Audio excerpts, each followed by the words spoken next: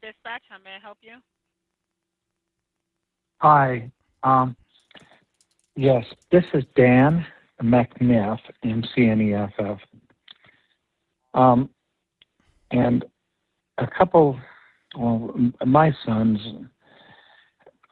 own Bricks and Minifigs, and they've been embroiled in this big online controversy. Some people looking online have discovered that they're my sons. I haven't had anything really to do with them for 5 years. Not that I didn't want to, but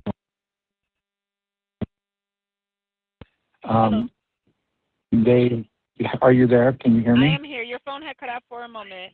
So what's going on today that you need assistance with? Well, I got a death threat over the weekend, and somebody shot out my window just now. Okay. What is your address? It's one. And how long ago did someone drive by and shoot out your window?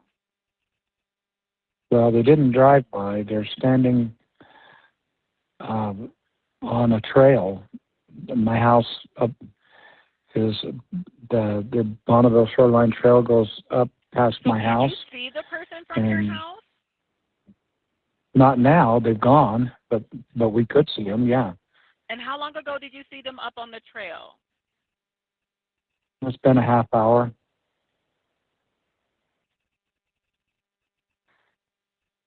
I've been on hold for 25 minutes. Is there anyone in your home that is injured? No, nobody's injured. There's no injuries. Not an emergency. People just felt like I needed to call and report it. And I guess there's some concern. I have my wife. I have some kids and grandkids here. I don't know what to do. We're going to send an officer to your residence. Dan, what is your phone number? And is your family home with you right now? We're all here, yeah. But, you know, I'm not that worried, and I don't know. Well, just for your safety, obviously, you and your family away from any windows or doors until the officers get there and you speak with them. Well, hell, the whole house is windows. Anyway, okay. If something else happens or they shoot out another window or anything, you call us immediately and let us know. But we're getting officers to your residence. Okay. Could you see the person or remember what they might have looked like? I actually wasn't here. I was up in Farmington, and so, yeah, the people here all saw him. There were several people that looked at him. And they had binoculars. A description of what that person looked like? I think so. I think they will. Are you able to give me took a look at. Am I able to what? Can you give me the description of what the person looked like? There were 3 or 4 people. Hold on just a second. Let me get the people that were doing. I've got people out there working in my on my deck, and they were standing up there watching them, and these people sat there for I guess a half hour or so, and they were they had binoculars looking at people working. Hello, I'm sorry, your phone cut out. Dan, are you still there? Yeah, I'm still here. Can you hear me? I can hear you now. Can you hear me now? I can hear you now. Okay. So I've got the police on the phone. She would like to know, can you provide a description of the people that were up there? Not really. There was 3 individuals, and all you could see was like the tops of their heads. I know one I could see was wearing a dark helmet, it looked like, and one was wearing a backpack. Can you hear this? Yes, I did. Ma'am? Yes, I heard him. Hold on just 1 second. They're bringing police over right now. What's that? And I just want to make sure that none of the workers were injured. Is that correct? No, nobody was injured. Okay. But, give them the call over the weekend. It's just, it's not, know, no such thing as coincidences. Yeah, tell them it was around 11:30 p.m. it was 11:30 p.m. when it happened. When you got the call or when they shot your window out? When they shut the window. So that was at 11:30 this I got morning? the call on Saturday. Yeah. Okay, so Dan, what I need to verify, so when the incident occurred today, did that occur at 11:30 or did it happen 30 minutes ago? Yeah, I thought it was 30 minutes ago. It looks like it was more like an hour and a half ago. Okay. So yeah. Okay. Give me 1 second. Give me one moment. Did anyone see Okay. what type of weapon they might have been using? No. I asked them. Okay. All right, Dan, we're going to have It officers looks like come it's a and BB gun. it looks like, okay. We have an officer en A route BB to gun. come and speak with you about this, okay? Okay. All Thank right, you. then. Thank you. All right. Thanks. Bye-bye. You bet. All right. Bye-bye.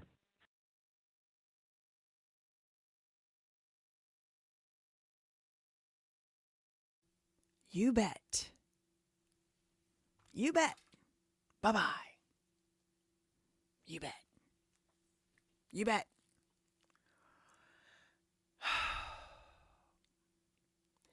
Put a 1 in the chat if you were already in here. Put a 1 in the chat if you were already in here for 2.5 hours earlier when there was a record-breaking 150 gifted memberships. Put a 1 in the chat if you remember, if you were there for that glorious moment that was pretty much instantly and abruptly ended and shattered before our very eyes, because all of a sudden, hold on, I gotta get my little soldiers up ready for battle here. All of a sudden, I look up during my live stream and there's like a little, it's on this side actually, how many people are in the chat counter up there at the top, and then it tells me how long I've been live. So it's like live, however long, how many people are in here right now. I don't remember what it was at, but I looked up at the corner and the like live thing was gone, and then the how many people are in, it said 0, and I was like, well, it must be some type of glitch. So I start asking y'all, I'm like, Jay Brayton said, for real, I bought a membership because you got shut down. So I'm like, hey, are y'all still in here? Oh my God, my viewer count is on 0. Ha ha ha, must be a glitch. And I'm like, as long as y'all are still in here.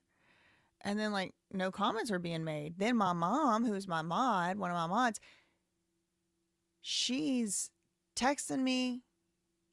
Somebody else who was in my chat called me. I'm like, what the hell? I start getting emails from y'all immediately, and I didn't want to exit out. It was just on 0. And I'm like, what do I do? So I pull up my like actual live and it's gone. Thank you, Shell Beep. And live is gone. So I go into my dashboard. I'm getting calls. What happened? What happened? It's like a instant tornado, metaphorically. And I log in to, my dashboard, the little back end of YouTube or whatever, and I see nothing else but this. Hold on. Let me pull up. I'm going to show y'all exactly what I saw. Thank you so much, Shelby, again, for the 5 gifted memberships. Oh, y'all been gifting. Other streams are talking about it and supporting you. Thank you, Kevin, for the $2.99 Australian. So, yeah, that's why it took a little while to come back on instead of coming back on instantly, because I know there were a few other people live. I wanted to go show some support in their streams. And quite frankly, it wouldn't have been good for anybody if I would have came back on here in those moments. Okay, so I needed to take a few moments, because when I logged into my dashboard in the back, it was like, You don't get a they didn't strike me, but they did remove the video entirely. So that's like 2.5 hours. They removed it for like, I'll show y'all the reason in a minute, but one of the like alerts was like, and this video, and you can't make, what this means, you can't make money off this video. And I'm like, are the 150 gift memberships going to go away, or are they going to just keep all the money? For like, how's that going to work? Then I'm like trying to figure out what I even got, you know, struck for. Hold on, I'm going to pull up exactly what I saw in the back end. And, you know, it actually came as a surprise to me. And there, I did see there's a lot of theories. I had a lot of theories of my own, indeed, and in fact, but they gave me this.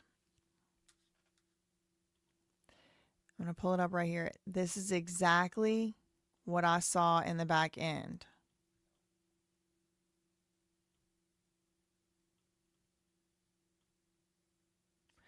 Okay. I've edited this picture because this is the part that supposedly violated something. This content is removed from YouTube. Here's what you can do. In the next step, you can edit your video to fix the issue, or you can appeal. I did appeal, and they said it was harassment and cyberbullying.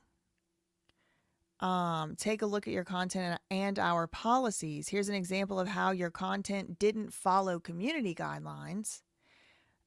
Make sure you follow all policies. And I have appealed this, by the way. Harassment and cyberbullying. Okay, so here's the policy. Content that shares, threatens to share, or encourages others to share, quote, non-public, personally identifiable information isn't allowed on YouTube. So they said that I shared, threatened to share, or did encourage others to share non-public, personally identifiable information. This can include an individual's home address, email address, sign-in credentials, phone number, passport number, medical records, bank account information. Keep in mind, we take a stricter approach on content that targets minors. So what exactly, I mean, I thought it had something to do with Dan McNeff, because there was a, thank you for that $2.99, Kevin. Because there was an instance in the 911 call that we listened to, the one that y'all just heard now, where the police who sent the 911 call out did not edit out Dan McNeff's address. He had said his address to the police. It was not edited out, redacted rather. His phone number, however, was redacted. And so I got, you know, breaking news update right in the middle of my live stream that I had that 911 call now, and I wanted to share it with y'all. And it is a public record. It was a public record. And so I'm sitting here thinking, you know, maybe, you know, Dan McNeff, somebody over there, and the timing of when my live stream went down was crazy. It was like right as the story. I mean, y'all can say it in the chat if you were in here. I know there was like over 1,000 people in here. Over 1,000 people in here, and the likes are just not anywhere near the amount of people in here. Is it a bunch of, is it Bricks and Minifigs having their coffee break over here? Is it all Am McNeff and his body counts in here? Can we get some likes, please? Oh, I swear, y'all, if that last video, for me, it's like, yeah, it would be very nice to be able to keep the, you know, the super chats that I got in the last stream, but I keep thinking about the 150 memberships. Like 150 people got memberships. Are they going to take them away? Now, obviously, okay. So I was thinking it was like maybe Dan McNeff or one of them like mass reported the video or something, but this is what it showed me in the back end. And when you go into the back end of YouTube on your phone, on the app, or on the computer, like the desktop, it always kind of shows you something a little bit different. Like it's not like strictly compatible, like exactly the same across the app on the phone, the website, the website on the phone, mobile website. Like it's kind of like all different stuff. So when I finally like calmed down a little bit from the stream just abruptly ending, I was able to navigate to seeing this here. And so if you zoom in here, what they're claiming was the violation of the harassment and cyberbullying was supposedly this right here. And I have now, you know, redacted it myself. But as you can clearly see, this is from a UCC financing statement. This is a public record. In fact, and indeed, UCC financing statements are supposed to be public records. They are, their whole purpose is to publicly notify the public and future potential lenders and things like that what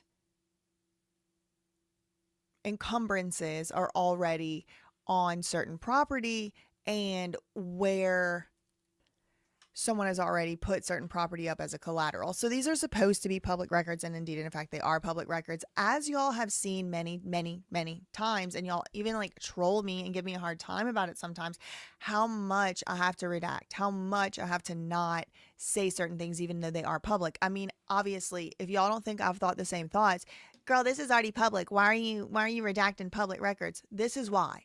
You just saw it.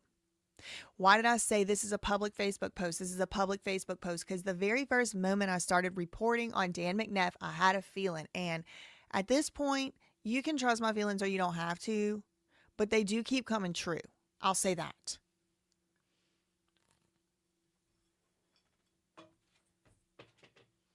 I had a feeling when I started to breach the Dan McNeff topic, people were going to try and say, and well, I mean, it's obvious, like it's logical for me to have had that feeling. Why? Because Dan was bitching on his Facebook about being targeted. He was complaining and bitching about death threats because of YouTube investigators. I mean, maybe the feeling came from that. It's like, hold on.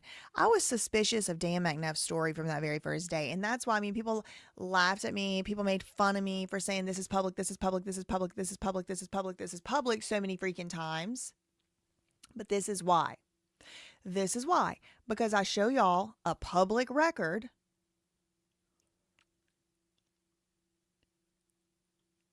and there somebody or something claimed in my video that I was sharing non-public personally identifiable information. This is not non-public.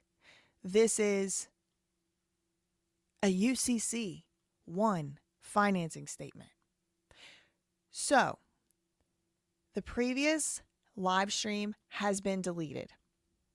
The previous live stream has been deleted. I have appealed, and it was from supposedly from the addresses of John Masick and David Ortiz. David Ortiz being related to the Legally Mine saga, and his name is listed. What that UCC, and even when I was looking at it, put a 2 in the chat if you were in here and you remember this. When I was looking at it, the addresses showed, and I scrolled past really fast, and I said, oh, I don't want to show those. And I said, but just to be very clear, this is a public record. This is a publicly available document. Put a 2 in the chat if you were in here and you remember me saying that, and that's what I said. So I have, thank God, StreamYard saves all your lives, even if YouTube doesn't. And I have appealed it, and I am hoping and pretty hopeful that unless somebody has some pull somewhere, that a human takes a look at it, realizes it's a public UCC financing statement, UCC 1 financing statement, which is meant for the public to see. And at least they would give me the opportunity or the option to just blur that part out, which I would happily do. I don't have any reason to want to share that. I didn't know. I just clicked on a link. And that's why I'm apprehensive a lot of times to click on links in the middle of my chats. I'll be like, okay, well, I'll have to look at that later. I don't want to pull that up right now. I was even kind of apprehensive to pull up the 911 call in the body cam. And I'm like, well, these are public records. They are supposed to be redacted. So I did want to, set the record straight that technically speaking, the reason the video got taken down is because something to do with the UCC financing statement and wasn't about Dan McNeff. That being said, my coverage of Dan McNeff did get taken down. So I have uploaded it to Patreon, which I don't really be using the Patreon too much, but I guess I might have to start doing that more. I think you can get it for $3 a month or something. I don't really plan, again, y'all, I don't really plan on, I hadn't really planned on posting that much to Patreon. If I do start doing so more, I'll let y'all know. I just posted the link in the chat. If y'all want to take a look at that video after, that would be the live stream that's now deleted. However, if you just want to wait and see if they're going to reinstate the other one, if you're already over here, and I really hope they'll reinstate those memberships too. Just to remind y'all, I do have another video coming out today on BJ Investigates about Jay-Z being a hypocrite. Okay, if you would, I had a whole segment planned today to go over about that video. So if y'all wouldn't mind, I'm not going to probably get to it today, but if y'all wouldn't, because it's already 4 o'clock and I really want to get through the body cam, and I have police reports.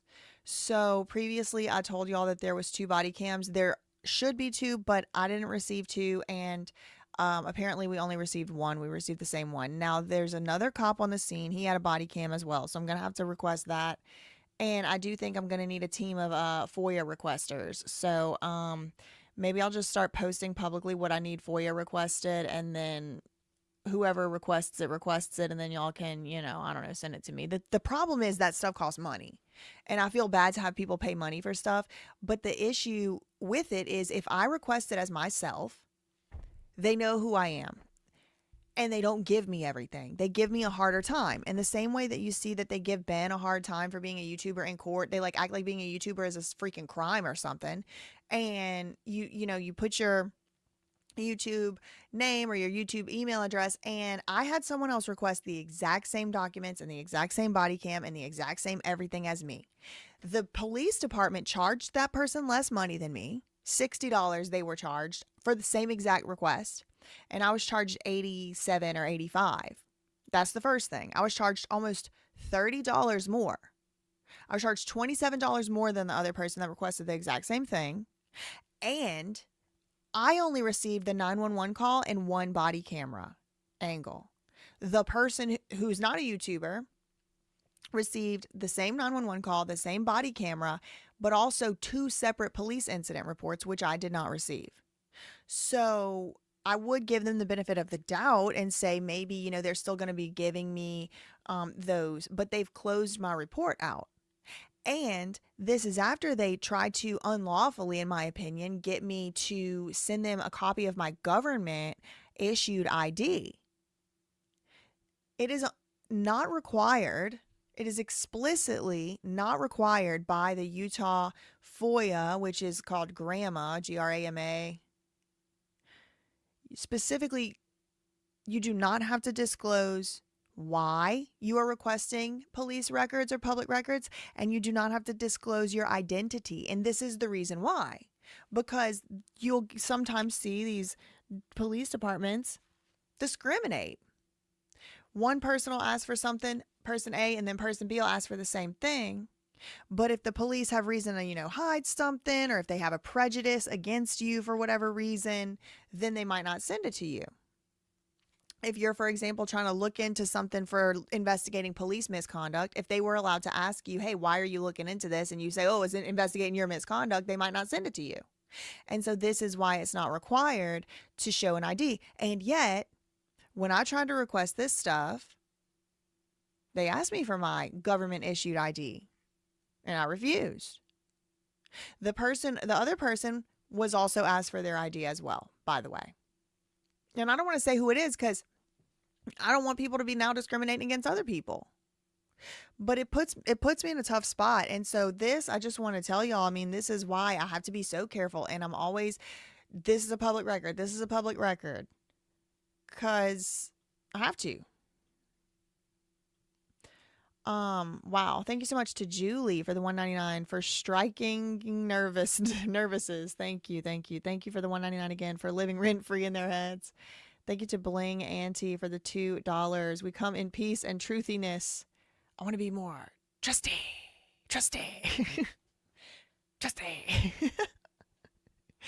Thank you, Julie, for the $1.99 for occupying the rent-free Queen Suite. Yes, corner office in their minds. Thank you to 2012 Jameson for the $1.99. I saw a video of yours was taken down. Yes, it was. Yes, it was. Hopefully it'll be coming back up, though, because it didn't violate the policies. It said non-public in the harassment bullying, and that was obviously a UCC statement, which is a public record. Thank you. And even when it is, I just want to be very clear. Even when stuff is a public record, y'all see me. Put a 3 in the chat if you've seen me more than once say, oh, I'm not going to show that, even though it's public. Put a 3 in the chat if you've ever heard me say that, actually. Ever. But put like 3 if it's been more than once. Thank you so much to Kitty for the $2 super chat. Hi, cousins. Thank you. Thank you to Dan for the 10-pound super chat. Welcome back. Welcome back to y'all.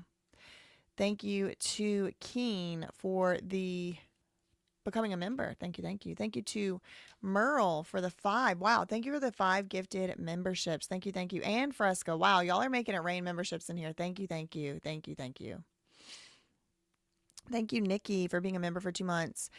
Thank you for all you do. We appreciate you. Love from your Scottish cousin, and to all the cousins and amazing mods. Love to all. Thank you. Thank you to, shout out to the Scottish cousins. Shout out to y'all. I love the Scottish cousins. Thank you to Bird Means Brain for the $20. Girl, they are mad you cracked the code. No way did a BB travel that far with enough force to break one of those double pane windows. Workman's ricochet broke Dan's window, allegedly. I have the police reports, too, we're going to be taking a look at. We're going to be taking a look at the police reports. We're going to see what the police had to say after following that investigation. Thank you for that $20. Thank you so much to Buy Done for the $4.99. Keep on digging. You are getting close. Y'all, I think I cracked the case on the Dan McNeff. I think we done cracked the case with the public records. We're going to look. Thanks so much to D.N. Elms, best hair twirler ever. Thank you. Thank you very much. I agree. Thanks so much to Muff Squad for the $4.99. I have a screenshot of it on our end as the viewer, and it says this video has been removed for violating YouTube's policy on harassment and bullying. I think that's pretty messed up. I think that they should at least wait until like the whole appeal and everything is all over before it's kind of like what they do to Ben in court. Thankfully, this ain't court, but I mean, this is my like literal job, how I make a living. Like, this is how I pay my bills. This is how I pay my legal fund. Like, this is how I make money. It's like, it kind of shakes you because it's like, oh yeah, I had like a good day in the live stream. You know, there have been live streams where I've made $7. There have been live streams where I've gotten no super chats. So it's like, you do it for the love of the game until you start making money. And it's like, dang, that's scary. And it kind of sucks. Like, at any moment they can just be like, okay, we're going to take that. Cause I mean, it's not like I got the money from it yet. I won't for a month or whatever, however long it takes. And it just can be pulled right out from under you without like a human even like taking time to determine if like that should happen or not. Plus you have like stuff being posted like, oh, she's a harasser. It's like, whoa, hold on. That doesn't feel fair. Feels a little quick to rush to judgment. Thanks to Scruffy Mans for gifting 1 membership. Thank you. Thanks so much to Me Walrus for the $2 super chat. We are behind you 100%. Thank you. And shout out to the other creators. I had Nick from Echo Base Network reach out to me. I had Valhalla reach out to me. I know Valhalla and Making Law Simple, David, they talked about it on their stream. I think LUS said something about it during his live interview today. So shout out to everybody that was speaking out. I do appreciate that if something like that happens that y'all are speaking out too. Thank you so much to Kevin for the $7.99 Australian. He said, I theorize that the unredacted American Fork Police Department body cam was released by a whistleblower that was disgusted by what they saw. Who could find and download those in 4 minutes? Was it only 4 minutes? Or was it up for a while? Thanks so much to 2012 Jameson for the $1.99. Going to talk to Tug this evening on Takedown. Who is that? Going talk to Tug. I don't know who that is. Thank you so much, though. Thank you to JPJH for the $5. Please note, YouTube will also remove a live stream for comments made in the chat. Yeah, I think y'all were saying the word sniper too much. Can y'all not do that? But they did give me that, timestamp. So I'm not exactly sure how it works. Frankly, that's never happened to me before where my live stream like got kicked off in the middle of the stream. I have had stuff removed afterward for that reason before, and when I've appealed, it gets overturned on appeal. I have had one copyright strike. Not strike. I have had one channel strike before, but then even that like fell off after I watched a video because like I'm not going to get into it, but I did get one, but it fell off. So like, I had to watch this video and it was like a not a probation, but like it stayed on for 6 months. And then it was like, if you don't break the rules or whatever, it'll just fall away and you'll go back to have none. And once you get 3 community guideline strikes, that's usually when you get like shut down. And I don't like, that's why I'm always like, I don't want to violate the community guidelines and get shut down, really. Like, I don't even want to like talk too bad about, you know, the powers that be and stuff. I'm just happy to be able to make my little videos online, and, you know, to the extent of free speech I have is about as much as anybody's going to have in this country. And what are you going to do? Anyway, but yeah, I don't know why they remove stuff. Hopefully it gets overturned though, because that obviously the thing that they put as the example of it was obviously not non-public. That was literally public. Thank you, David, for becoming a new member. Thank you to Riz Anon for the $4.99. Maybe with Katie Fang winning her case to get the Epstein files because it caused her harm as a journalist, you'll be able to use that to get the docs. Who knows? Maybe. I'm tired of fighting with these people. That's why I just like to go with whatever I can get as public, and that'll be good. Thank you to Carrie Combs for the $10. We all support you. I've been watching you since Brittany. Thank you, thank you, thank you. Thank you to Jamie. I was so mad when I saw your live taken down in YouTube saying for bullying and harassment. Yeah, it did seem a little bit interesting. Oh, that umbrella guy. He has had experience with this. Ah, okay. Thank you, Jameson. Thank you for the $1.99. Okay, so without further ado, put a 4 in the chat if you're ready to get back to that body cam. Where I guess we're just going to watch it all over again. Now, I did play that 911 call. I did go over the 911 call also earlier. I think I'll probably end up clipping that video as well and putting just, you know, that part on YouTube later. So I'm not going to go over the 911 call extensively now. What I am going to do is bring up that body cam. Okay.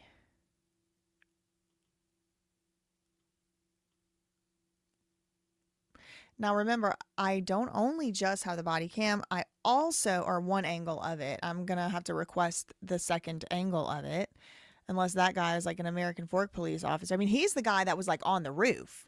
He was the one on the roof. He was the one going and looking at those nail heads. I mean, his was arguably more important body camera footage. So I'm gonna have to request that as well, or maybe, you know, I can get someone else to request it. I mean, it sucks, but we'll see. Okay, so here we go.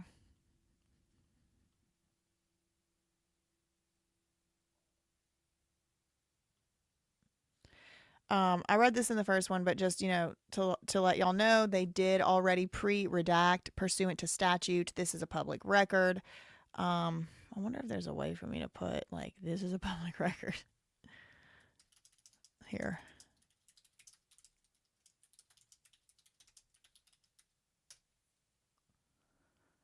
Someone said, I feel my speech being restricted.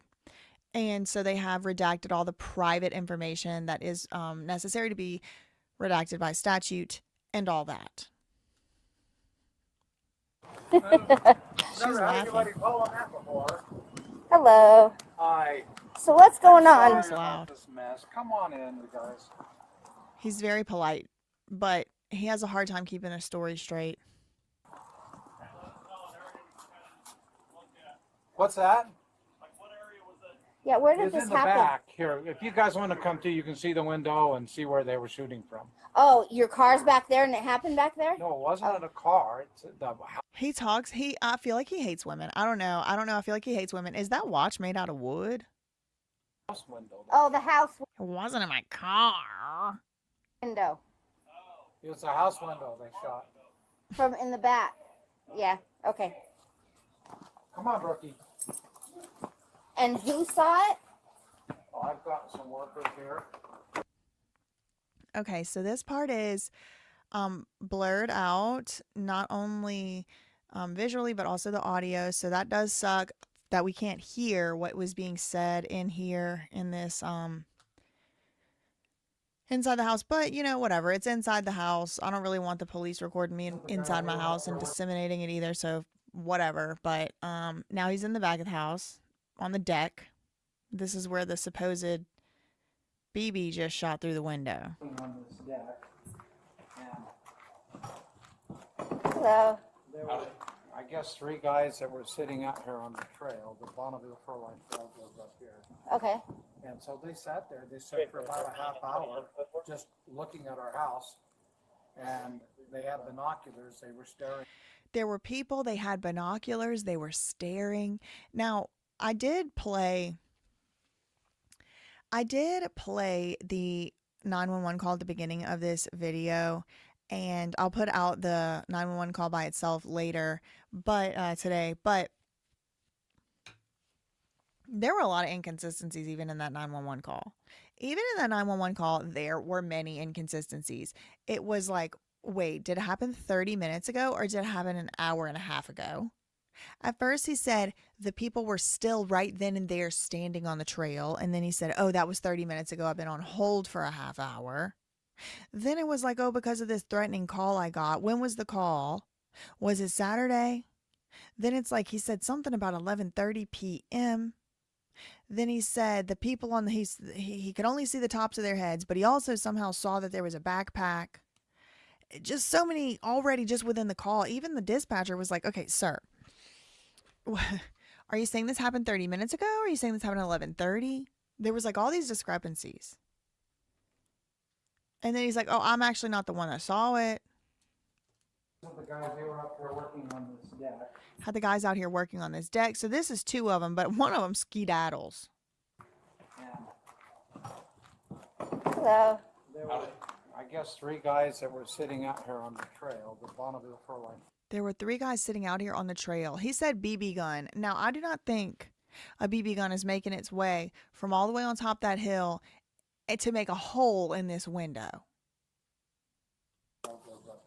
Okay.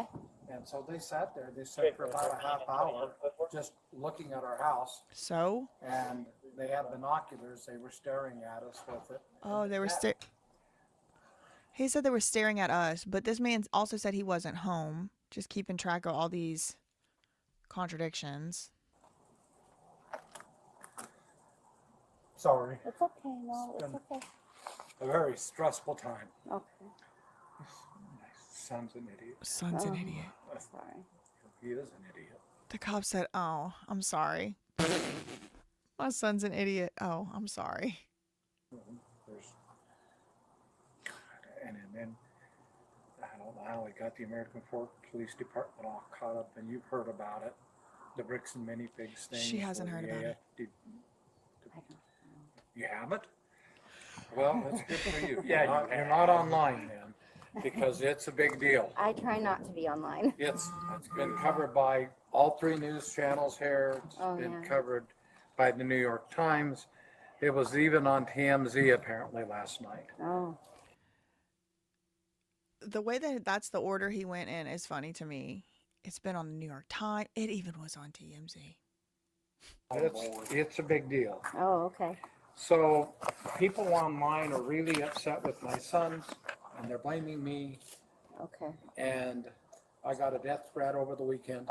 And did you call that in? I tried calling, but I couldn't get through. I got that non-emergency line, and I was working. Okay. I was on the phone for about an hour before I finally gave up. Okay. Well, I've got the phone number. okay, so I'm going to have you fill out a statement about the death threat.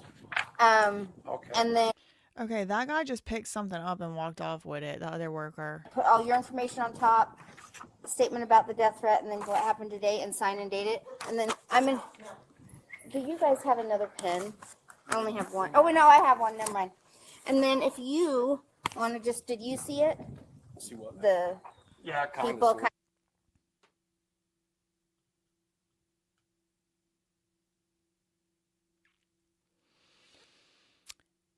There is a police officer standing on this deck after being called to this house. And she said to the worker, did you see it? And he said, see what?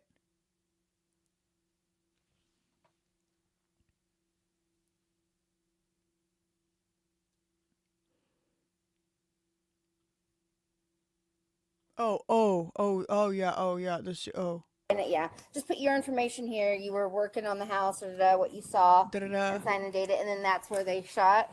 So that's the supposed window right there that got shot. I wonder if they thought you were. Well, they're almost making it seem like they were like somebody was shooting a sniper rifle at the construction worker. What is? Like this little like oopsie, something went through the window was almost an attempted murder investigation. And I told Dan this. Okay. So it's only speculation that it was somebody on the hill. Okay. Right? That's all it is. Okay. We cannot say for sure whether it was us with what we're doing, Okay. or, you know, it could be a sniper glint on the hill, because it's.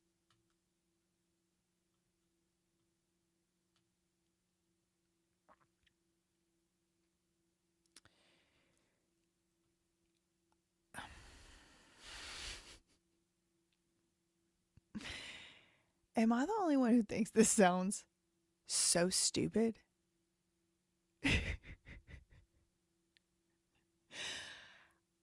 I couldn't tell if the crash hole through the window was related to something I was doing, or if it was a sniper glint on the hill.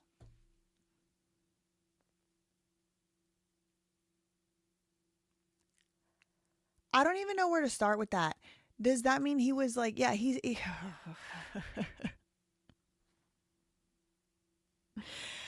Oh, Jesus. I couldn't tell if I crashed the hole through the window or it could have been a sniper glint on the hill. Well, come on. And I told Dan this. Okay. So it's only speculation that it was somebody on the hill. Okay. Right? That's all it is. Okay. We cannot say for sure whether it was us with what we're doing, Okay. or, you know, it could be a sniper glint on the hill, because that's what we saw. But. Because what's what you saw? I find it interesting. Nobody's asking this man, have you had anything to drink? Have you had anything to drink today? Okay. I can just put down what I saw. I'm just so used to the cops asking that in every body cam footage lately. That's what you saw is fine. You know Yeah. what I mean? Yeah. What were you, did anything like fly off when you guys? So that's kind of what's unclear. Okay. Is we were cutting Yeah. Yeah. too far away for a rock to hit that high. Oh, were Yeah. you? We're cutting all the way down here. Yeah. Projectilely, it's gonna go here into this window. Yeah. And Okay, is this construction worker related to Josh Johnson? Because logically, think about it logically. Why would a YouTuber show up with a fake process server with fake papers? It's a fake. This guy's like, well, I was cutting too far away. I was cutting too far away. You know, it also looks like there was like cardboard here. Remember they said that he's gonna say it here, but there was like they had like nail gunned some cardboard on top of here. Maybe I don't know exactly why, but you know, somebody familiar with like working on roofs, let me know. But here's the supposed, you know, crack in the window. I don't really see it in this 720p body cam. But if there was cardboard there, why would they have ripped it up? Maybe because there was broken window glass on the outside and they needed to clean that up. Was it an hour ago? Was it an hour and a half ago? Was it 30 minutes ago? if it was gonna fly that far up in there, there would be a big nick off the window, not Yeah. a straight line. Yeah. You know what I mean? Yeah. Is there any BBs or anything? Now we look, but it's so dirty in there that, Yeah, yeah. but we look.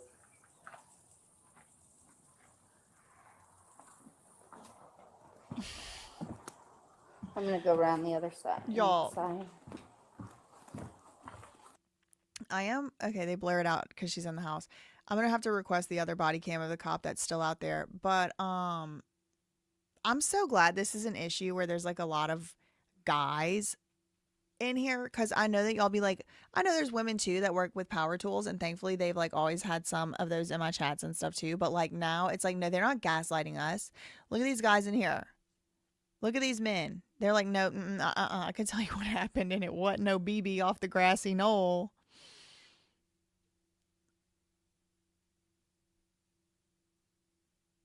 Let's blame those pesky YouTubers. Right.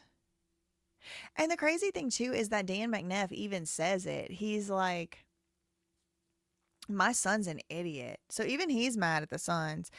So, what's wrong with the people having their own theories? She's having a whole convo. Okay. So when I was down here, So the cop, he said, okay, but what you actually observed was, so it seems like this guy is out here trying to make up like, oh, what coulda, shoulda, woulda happened. Could have been a binocular. Could have been a sniper rifle. Could have been me with a rock. Could have been Colonel Mustard with the wrench in the study hall, girl. We don't know. The cop said, what did you actually see? What did you see? What did you observe? on the deck with a bounce cut, right? The way I was cutting. Is that the saw? What's that? Oh, shoot. What? Girl. Whew. What is that? Is that a? It's so blurry too. I would have a much better shot at guessing right if it was a little clearer. Is this the saw?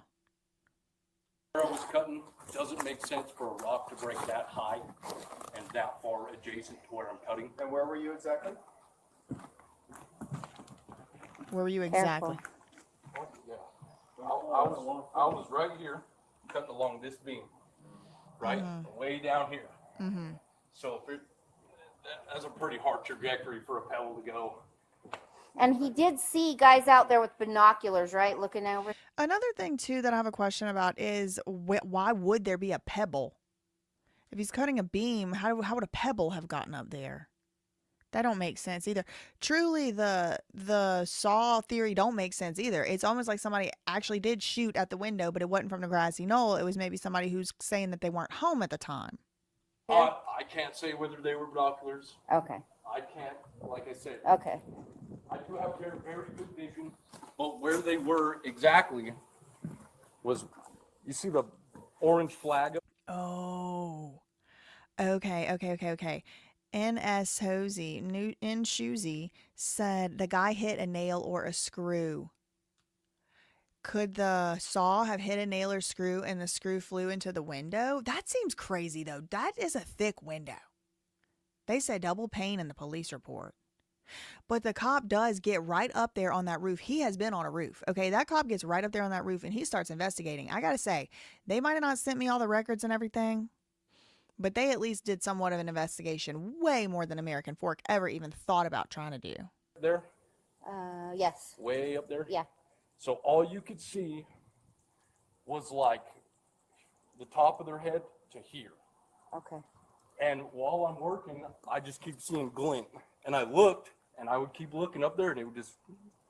Okay. Could be binoculars, could be I a don't see an orange scope. fly. It's just, Yeah. you know how it goes. Yeah. All right. Just put that in there. There's tons of zip nail heads So over here. This is what I didn't really get it earlier. There's tons of zip nail heads. So y'all are saying in the chat, yeah, if you're cutting down a beam and there's already zip nail heads in the... and there's nails or screws in the beam, you might fling one of them into the side of the house or the window. Those are all recent, and all the ones that we've just cut, we've had a piece of this cardboard up doing it. So yeah, I guess what I'm saying is there's tons of nail heads over here that were clearly cut. Yeah. We just did that. There are nail heads over the... Case solved. Case freaking closed. The cop said there are tons of nail heads over here that were clearly cut.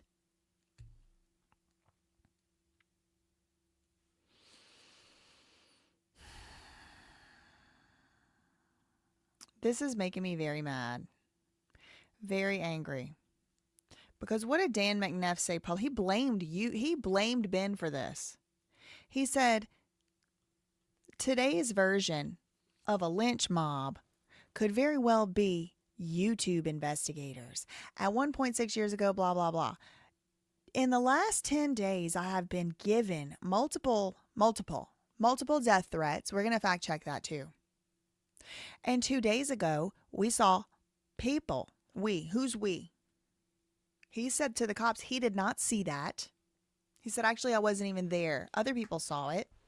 He said, we saw people viewing our home from the hill behind our home with binoculars, and they shot out a big picture window that will cost thousands to replace.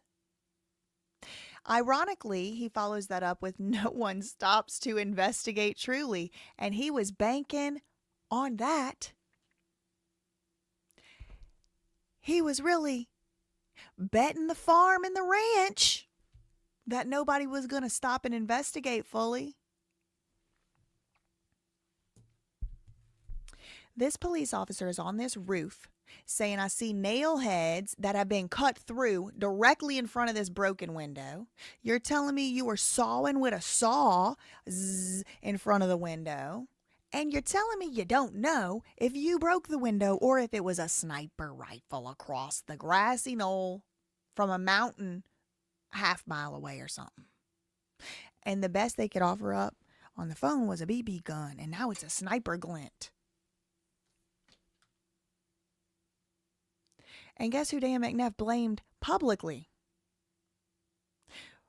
Who watches the watchers, he says. Who watches the McNeffs is what it should have said. Will Reckless Ben investigate all the innocent people he has hurt and do what he can to help them? What did Dan McNeff say on the phone with the cops? No one's actually, threatened. No one's hurt. It's not an emergency, he said. Who watches the watchers? No one stops to investigate truly. That aggravates me. He blamed Ben for this when it was his own damn construction worker can't even keep his story straight. And why'd they blur him out while we're at it? Why we got him blurred out? He's the primary witness to this seemingly farcical report. What I will say about it,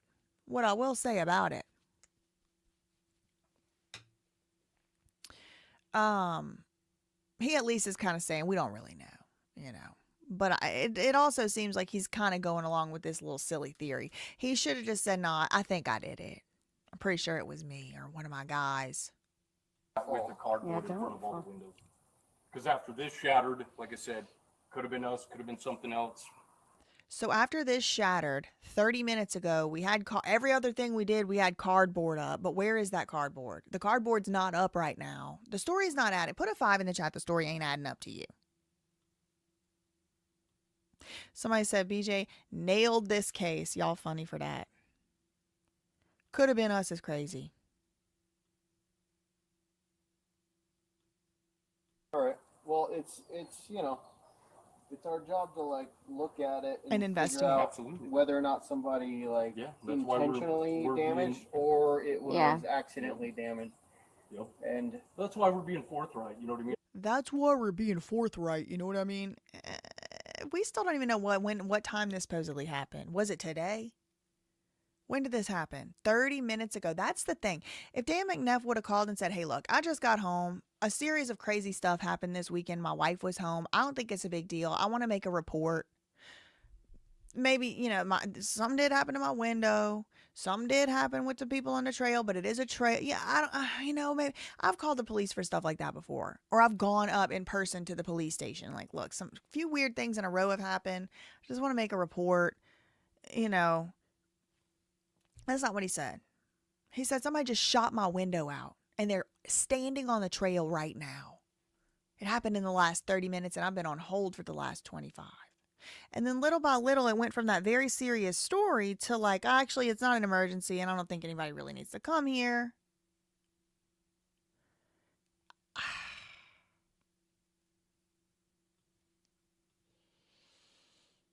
And now the construction workers saying they being forthright, but they not.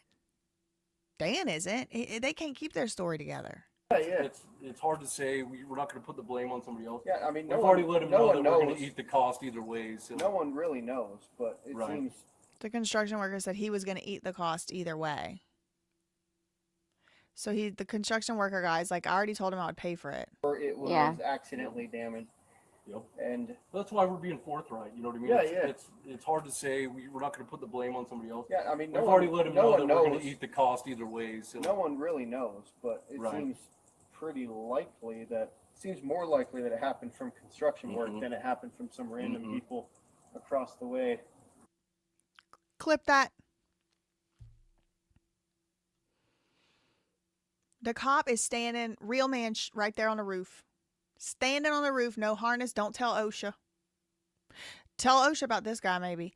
No harness, no tie-offs. Cop standing there and said, it actually seems more likely that this happened from construction than some random people across the way on a trail. First reasonable cop in this whole case. And it looks like, it looks like that's because he be outside and he works on stuff. that's why we're being forthright. You know Look at the what I mean? cop's face. It's hard to say. We're not going to put the blame on somebody else. Yeah, I mean, we've already let them know that we're going to eat the cost either way. So no one really knows, but it seems pretty likely that seems more likely that it happened from construction work than it happened from some random people across the way that shot something and didn't leave a divot. Right. Like when a BB, it looks like a BB though, but it could be pebble glass. I mean, this is thick glass. It needs a lot of force to crack glass like this. Who said first reasonable cop in this whole case? We have seen 50-11 cops. This is the first one that said anything made any damn sense. Right in the center. That's a really hard hit to shatter glass like that. And, I mean, a BB normally leaves a divot on glass. Does BBs, can you go? Also,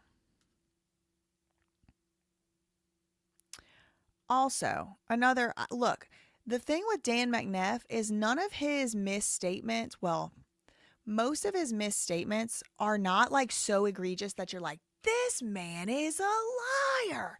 Most of his misstatements are like just little mistruths or little bit misleading, but when you put it all together, it sounds so bad. For example, what did he say about the window specifically? Behind our home with binoculars, and they shot out a big picture window. It's not a typo for hour. How do I know that? Because he put also the article A. Hour would be like an auxiliary, like a hour, whose hour, which window, our window. But this is not which window, our window. This is which window, a big window, a big picture window. So they shot out. Just think about the image. He posted that on his public Facebook page. Think about the image that comes to your mind whenever somebody says they shot out my window. They shot my window out. They shot out a big window. It's like some freaking bazooka came through. Is that window shot out? Y'all tell me. I mean, I do have an English degree. I think I have a pretty firm command here. But, I mean, maybe other English speakers, you let me know. Is that window shot out if it's still in the frame? Nope. Nope. Nope. Dad concerned about the price of the window. Son's concerned about the price of the Legos. Nope. You can't even see it. Yeah, this is a different jurisdiction. This is a different jurisdiction than American Fork. Nope. Hell nah. No. The first 911 lady thought he meant a drive-by. Right. Ambiguous language. Pure deception. I found the one good cop. Somebody give this man cop of the year or something. I'm going to give him a commendation. Hold on. He can have, let's see. What'll I give him? I'll just do a knighting ceremony. This cop hereby gets commandeered, whatever the word is, commended because having some kind of damn common sense. Okay. He's been knighted. Dan and Ammon are fluent in obfuscation. All right, let's hear a little bit more. Especially right in the center. That's a really hard hit to shatter glass like that. And, I mean, a BB normally leaves a divot on glass. Does BBs, can you go that far for a BB? Can a BB go? Metal BBs would go that far. Lady cop is even kind of like, a BB, you talking about BB gun? You got a BB gun from all the way over there, gonna shoot this window and crack it like that? I don't know. They'll go that far, but hard enough to hit glass and crack it, I don't know. Yeah. And without seeing anything, Yeah, I get it. I was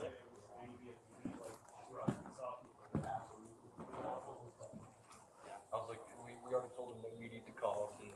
yeah, Because it's hard to say. Yeah, yeah. I think we'll just, document kind of that it happened, and then we're not going to conclude that this was right. So would you like to put that on here? Yeah. Well, there you have it, folks. We're only halfway through the body cam footage, and the cop looked at her and said, right, we're not going to conclude that this was a shooting, right? And the lady cop said, right, no, you're not, no. Case freaking closed. I don't know what else there is to talk about, but there's apparently 10 more minutes of this video. Huh? You want me to put that on here as well? Just put everything that you saw and all that. Yeah, just put everything that you, nothing that we have said, just what you see. That they saw them up there. See that orange flag? That's where they were. I don't even see the orange. Is the orange flag in the room with us? Does anybody, this? That's the only thing that looks kind of orangish. Every time I try to zoom in, some weird stuff happens. Trail right there. Yeah. This is Ann's. Yeah. This is the Ann's green trail, and then right there on the ridge line is a hiking trail. Yeah. That goes straight up the ridge line and then continues all the way up. Yeah, I'll just do That's something common and suspicious. popular reason for people to be up there. The only reason. And that is what they named the body cam footage. Extraction 1-1 suspicious circumstance. Circus. All roads leads to clouds. Circumstance. That's what they named it. And he's kind of, the dad is kind of sketched out as because whatever of what he's got happened. going on. He said it's like all over the news or something. I haven't heard. He said even TMZ had it last night. TMZ? Yeah. What?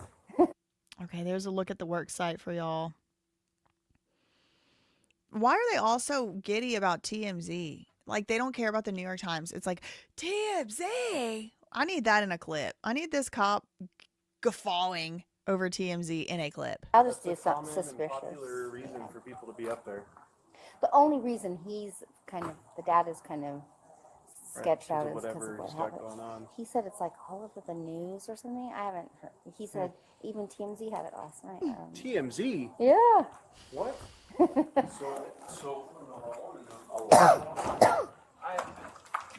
then just sign and date it. So what did you say? The reason? Girl, she's aggravated with him. You saw that snatch? She snatched that paper right out of you. Oh, you work for us today, Danny boy. Watch the snatch. Watch the snatch. TMZ. Yeah. Oh my God, that was like a that was like a gleeful. They're cute. I mean, okay, this is a saw. This is like a round saw. That's a round saw, right? Is it like a buzz saw, or a buzz saw has to be on the table like that? Look, there's the saw blade. There, y'all can look at that. Y'all can look at that right there.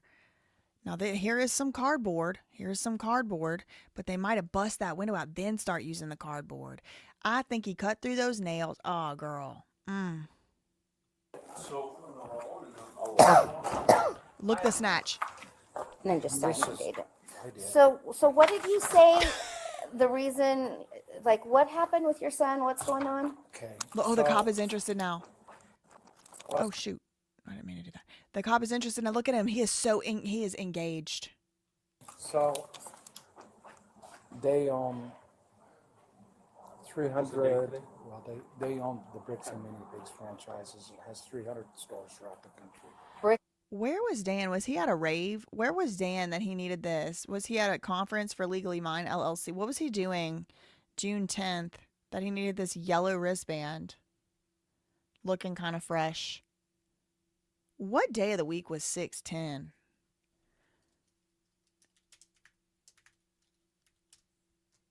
Wednesday.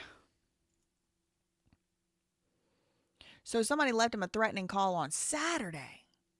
This is the next Wednesday following. Okay, so now he's going to talk about the brick and the minifig. Your son, what's going on? Okay, so they own $300. Well, they own the bricks and Minifigs. This is 100% not a medical ID bracelet. No, this is like one of those paper festival, not even festival. This is like one of those paper bands, like you go to the, you know, local high school wrestling meet or whatever. Like they just tape it on, you know, like the football game or whatever, like just like a paper one.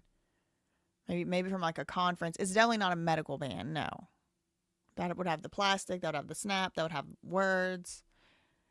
I don't think that's a medical band. No. Has 300 stores throughout the country. Bricks and Mini? Bricks and Minifigs. They buy and sell. We're a Lego company. Oh, the Lego thing. Okay, Yeah. yes, I know that. Heard about it yet? Yes, yes. She's like, oh yeah, I know about it now. Okay. Yes. And so my son is McNeff, the CEO of that. Okay. And actually, he wouldn't have the company if not for the $1.5 million I gave to him. Oh, breaking news! Breaking news! Ammon McNeff wouldn't have the company if it weren't for the $1.5 million his daddy gave to him. You heard it here first. You heard it here first. Wow. Wow. Wow. I didn't even hear this because I got cut off in my light. I'm reacting. Oh, thing. Okay, yes, I know that. Heard about it yet? Yes, yes, okay. Yes. And so my son is Ammon McNeff, the CEO of that. Okay. And actually, he wouldn't have the company if not for the $1.5 million I gave to him. Oh! Yeah, okay. But regardless, he didn't like the fact that I didn't give him more money. So he has lost contact with me, and I haven't had anything to do with him for 5 years. He was mad that he didn't give him more money. Ammon was mad that his daddy didn't give him more money. Okay. And he claims they haven't had contact for years. Other than the fact that he tried to sue me and I won the lawsuit. But another kind of misleading statement there, Danny boy. Another misleading statement. He did have to pay them out. He had to pay them out for their shares. the bottom line is that people are blaming me. Because No, you're good. Y'all, the irony. The irony that his own construction guy, according to the cops, most likely is the one broke that window, and he's blaming Ben. He basically straight up blamed Ben for shooting his window out. The window wasn't shot out, come to find out. It would have been a BB gun on the grassy knoll across the General Custer on the grassy knoll. Who knows who it was? They couldn't identify who it was. One was wearing a helmet. One had maybe a backpack. The window wasn't shot out. The cops said it was most likely the construction worker. The cops said we're not going to deem that a shooting happened. We are not ruling this a shooting. And now Dan's over here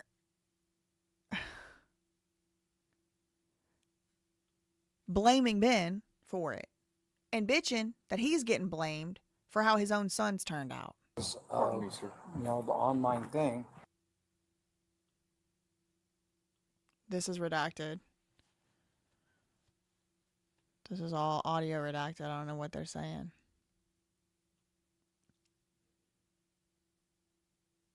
I don't know what they're saying. Audio redacted. Maybe it'll come back on.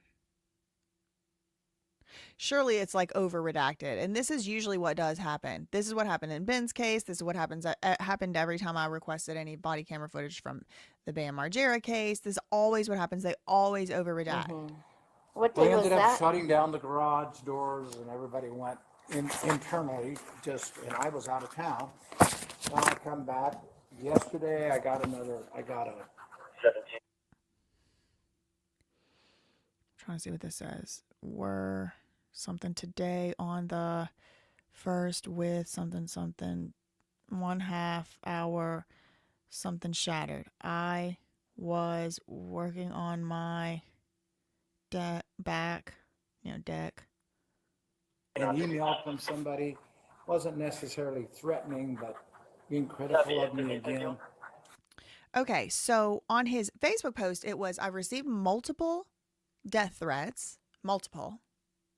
Someone shot out my window. People were on the grassy knoll with binoculars. Come to find out, none of that could be substantiated. None of it. And the police report talks about this email, and you're going to see what the cop says about it. No, and it's just getting old. I don't have anything to do with this, but Yeah. it doesn't seem to matter. These people are a little bit nuts. Yeah. These people are a little bit nuts, but he can't show that anybody did anything. There was maybe some hikers on a trail and his window got broken accidentally during construction. Who's really nuts? The conspiracy theorist with no proof? Or the people who investigate truly?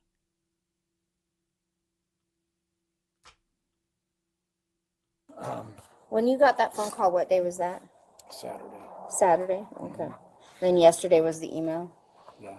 He said it wasn't actually threatening, it was just critical, and these people are nuts. It's just getting old. I don't have anything to do with this, but Yeah. it doesn't seem to matter. These people are a little bit nuts. Yeah. When you got that phone call, what day was that? Saturday. Saturday? Okay. Then yesterday was the email? Yeah. Because I'm going to document the threats, phone call with the email. I'll have you send me those things. And then this part being suspicious because of that. I'll just kind of Working lower deck. put this in one report. It was two reports. It ended up being two reports. I have both. But to be honest, This is the phone number, by the way, that called you.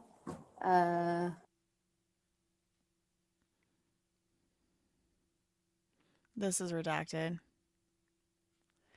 Yeah, if y'all FOIA those emails, send them to me. Okay. And they left a message or no? No. Oh, it just said. I had them on the phone. All right. And when I was trying to explain, I don't have anything to do with this. Oh, wait. Okay. There was a lot showing. Okay. And they left a message or no? No. Oh, it just said. I had them on the phone. All right. Does that say affair? Y'all see that? When something we have my, they, thy. Is that why they redacted it? Were they talking about an affair? Look right here. Doesn't that say affair? That says where. This says me. They're redacting it, but then they don't redact this part, so we can see it. And when I was trying. Affair. When I something. This must be Dan McNeff's statement. Yeah, my lower deck. Okay. Where I lived and something affair. That says affair. What does it say? Had an affair? The Lego affair. The Grand 2026 Lego affair. Yeah, no, I didn't say it meant infidelity. I'm asking y'all, what does it say? Divorce Court LLC. Explain. Okay, let's see. Something. Then blamed it. Then they blamed it on me. Oh, I don't have anything to do with this. I'm gonna have to download this and go frame by frame. I don't know how to go frame by frame on QuickTime. Yeah. No, and you don't know how serious people are, but Yeah. Put a 6 in the chat if this reminds you oddly, suspiciously, exactly of Ammon McNeff going, never happened outside of the bricks and minifigs. This is my World Cup, y'all. This is my World Cup too. And Definitely. They blame me. Something where I lived and they something.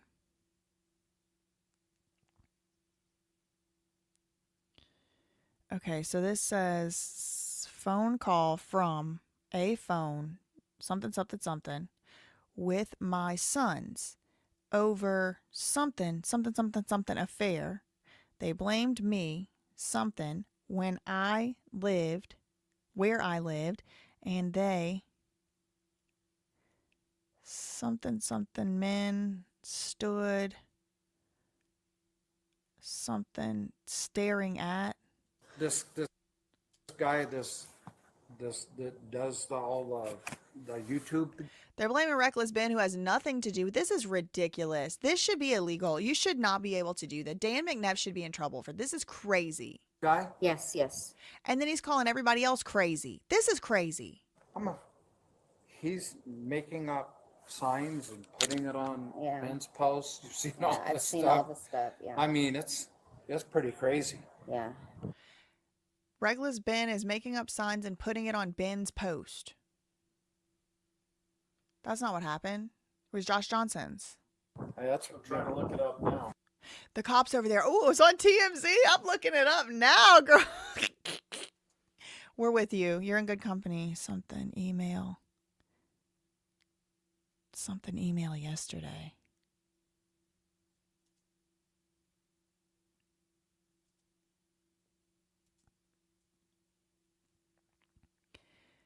They something my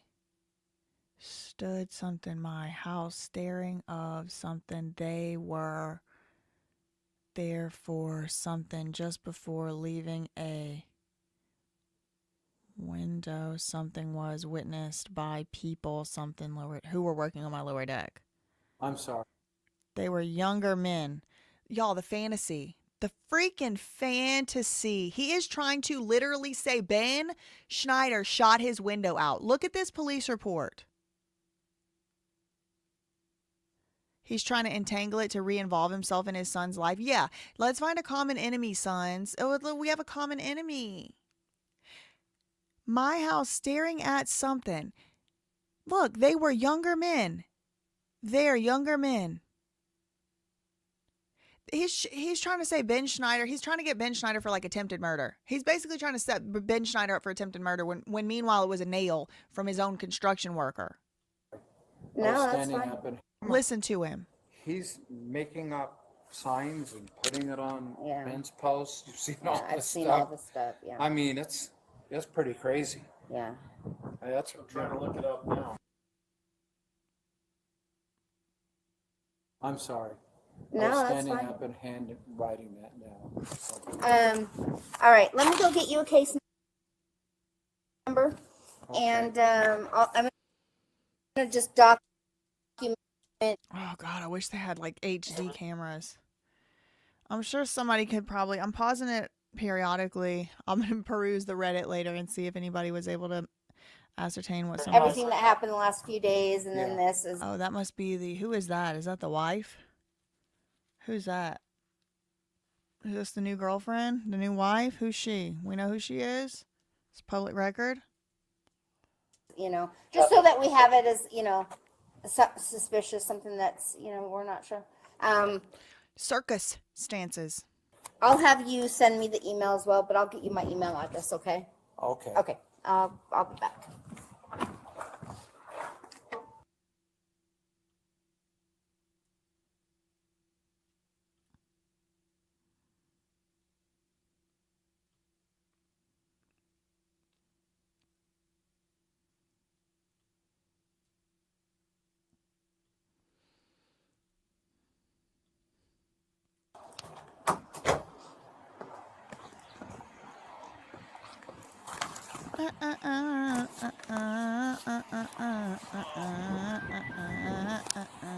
Double press. 3 freaking whole entire cops. They thought it was a drive-by shooting. Turns out it was a construction accident. Nobody was hurt. To connect to assistant.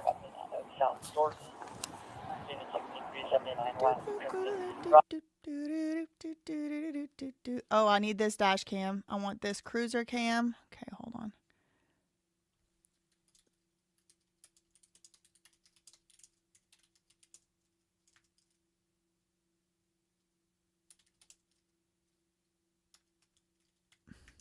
Supervisor sitting out in the car.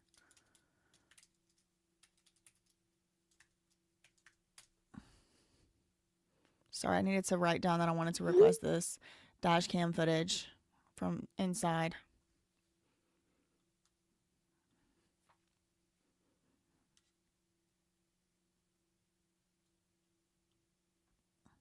The supervisor's watching TMZ.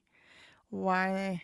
Utah cops got nothing to do. More redacted police conversations. Somebody send this to Reckless Ben. Maybe I'll upload the... It is muted. They muted it. I didn't mute it. It is just muted.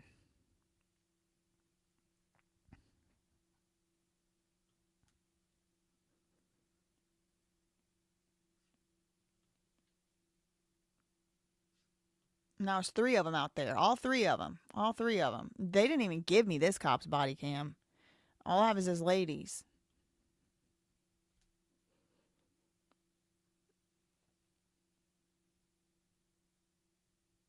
He's pointing to his body cam. He's pointing to his body cam. He's pointing to his body cam, and they didn't send me this body cam. He's obviously miming. He's miming. They were cutting down the beam, and there's a window right in front of it. That's what he's doing with his hands. Y'all tell me if my mime skills, how they are. Look at the reflection. Watch, he's going to go beam, and then he's going to go window. Points to, okay, there he goes. Beam, stepping, walking, balancing, and it was a window right there. Cutting with the saw. Obviously, the nail flew and hit the window. That's just what it looks like to me. Doesn't look like a random person with a BB gun across the grass. You know, this is me ad-libbing because it's muted. She's talking about the window. Why'd they mute this?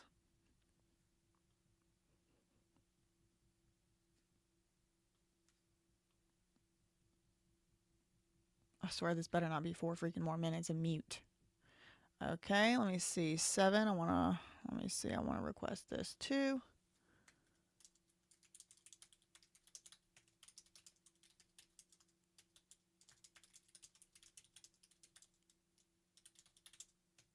You know, you request all this stuff and they send you 2 things. Isn't that interesting? This is all muted. It appears as though the cops have come to the conclusion that it was a construction accident, allegedly. Yeah, this is Draper Police Department, and I will be able to give y'all the case numbers when we look into the police reports. We do have another 2 minutes or so.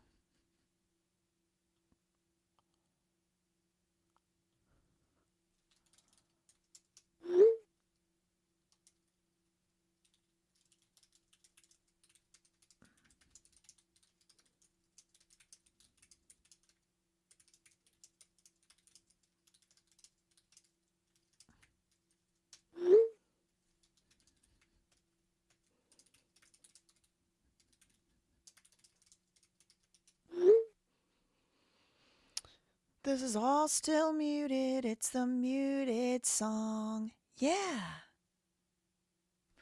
We love muting and we hate transparency unless it is the BIC pin that she is holding. Is that a Buddha? Leave Buddha out of this. Oh, it's a fairy. I'll tell you one thing right now. Don't put a welcome sign. Don't put a welcome sign on your doormat. Don't put a welcome sign on your door. Want to know why?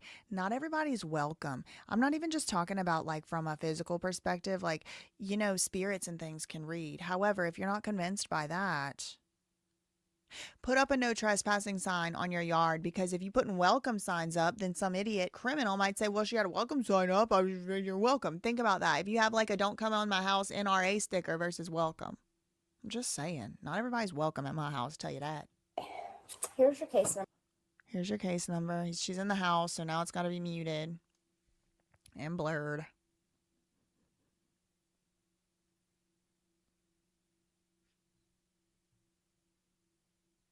I have never seen cops mute so much. You don't request a lot of body cam then, girl, because they be muting.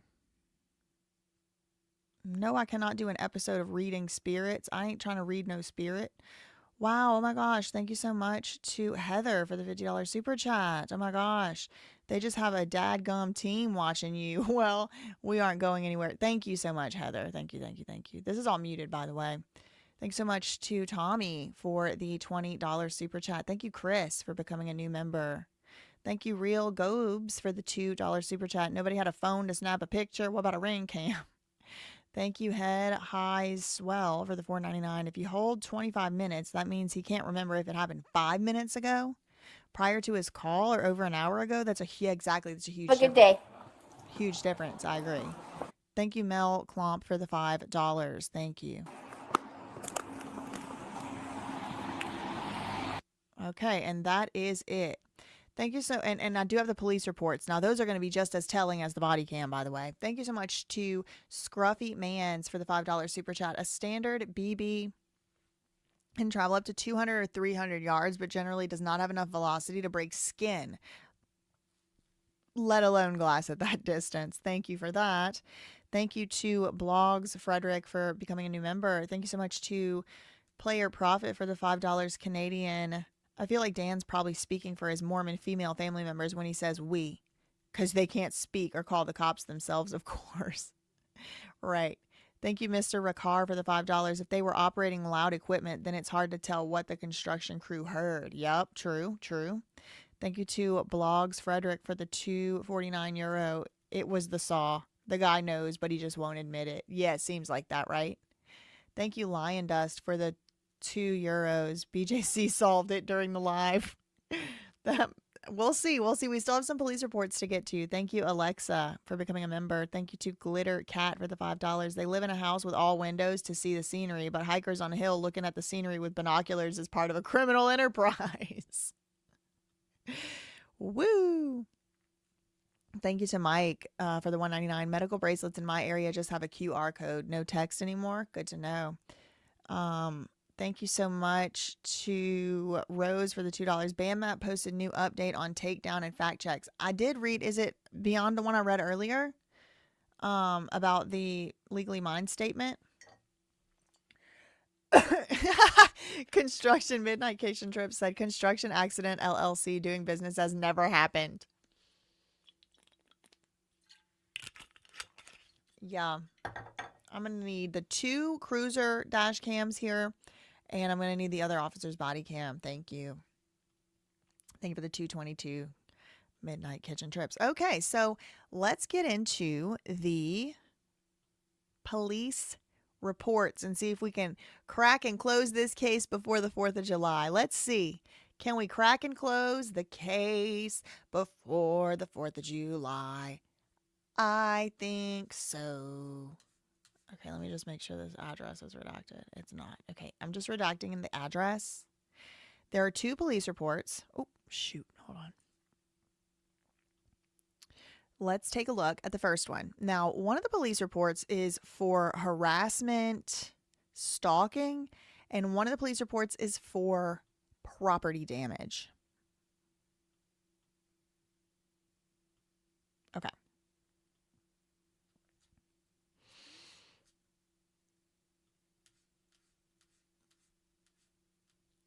Okay. Draper Police Department, general offense, hard copy, damaged property. Damaged, this is the damaged property incident report, complaint information, case type shot Joe. Dispatch time was at 1:24 p.m.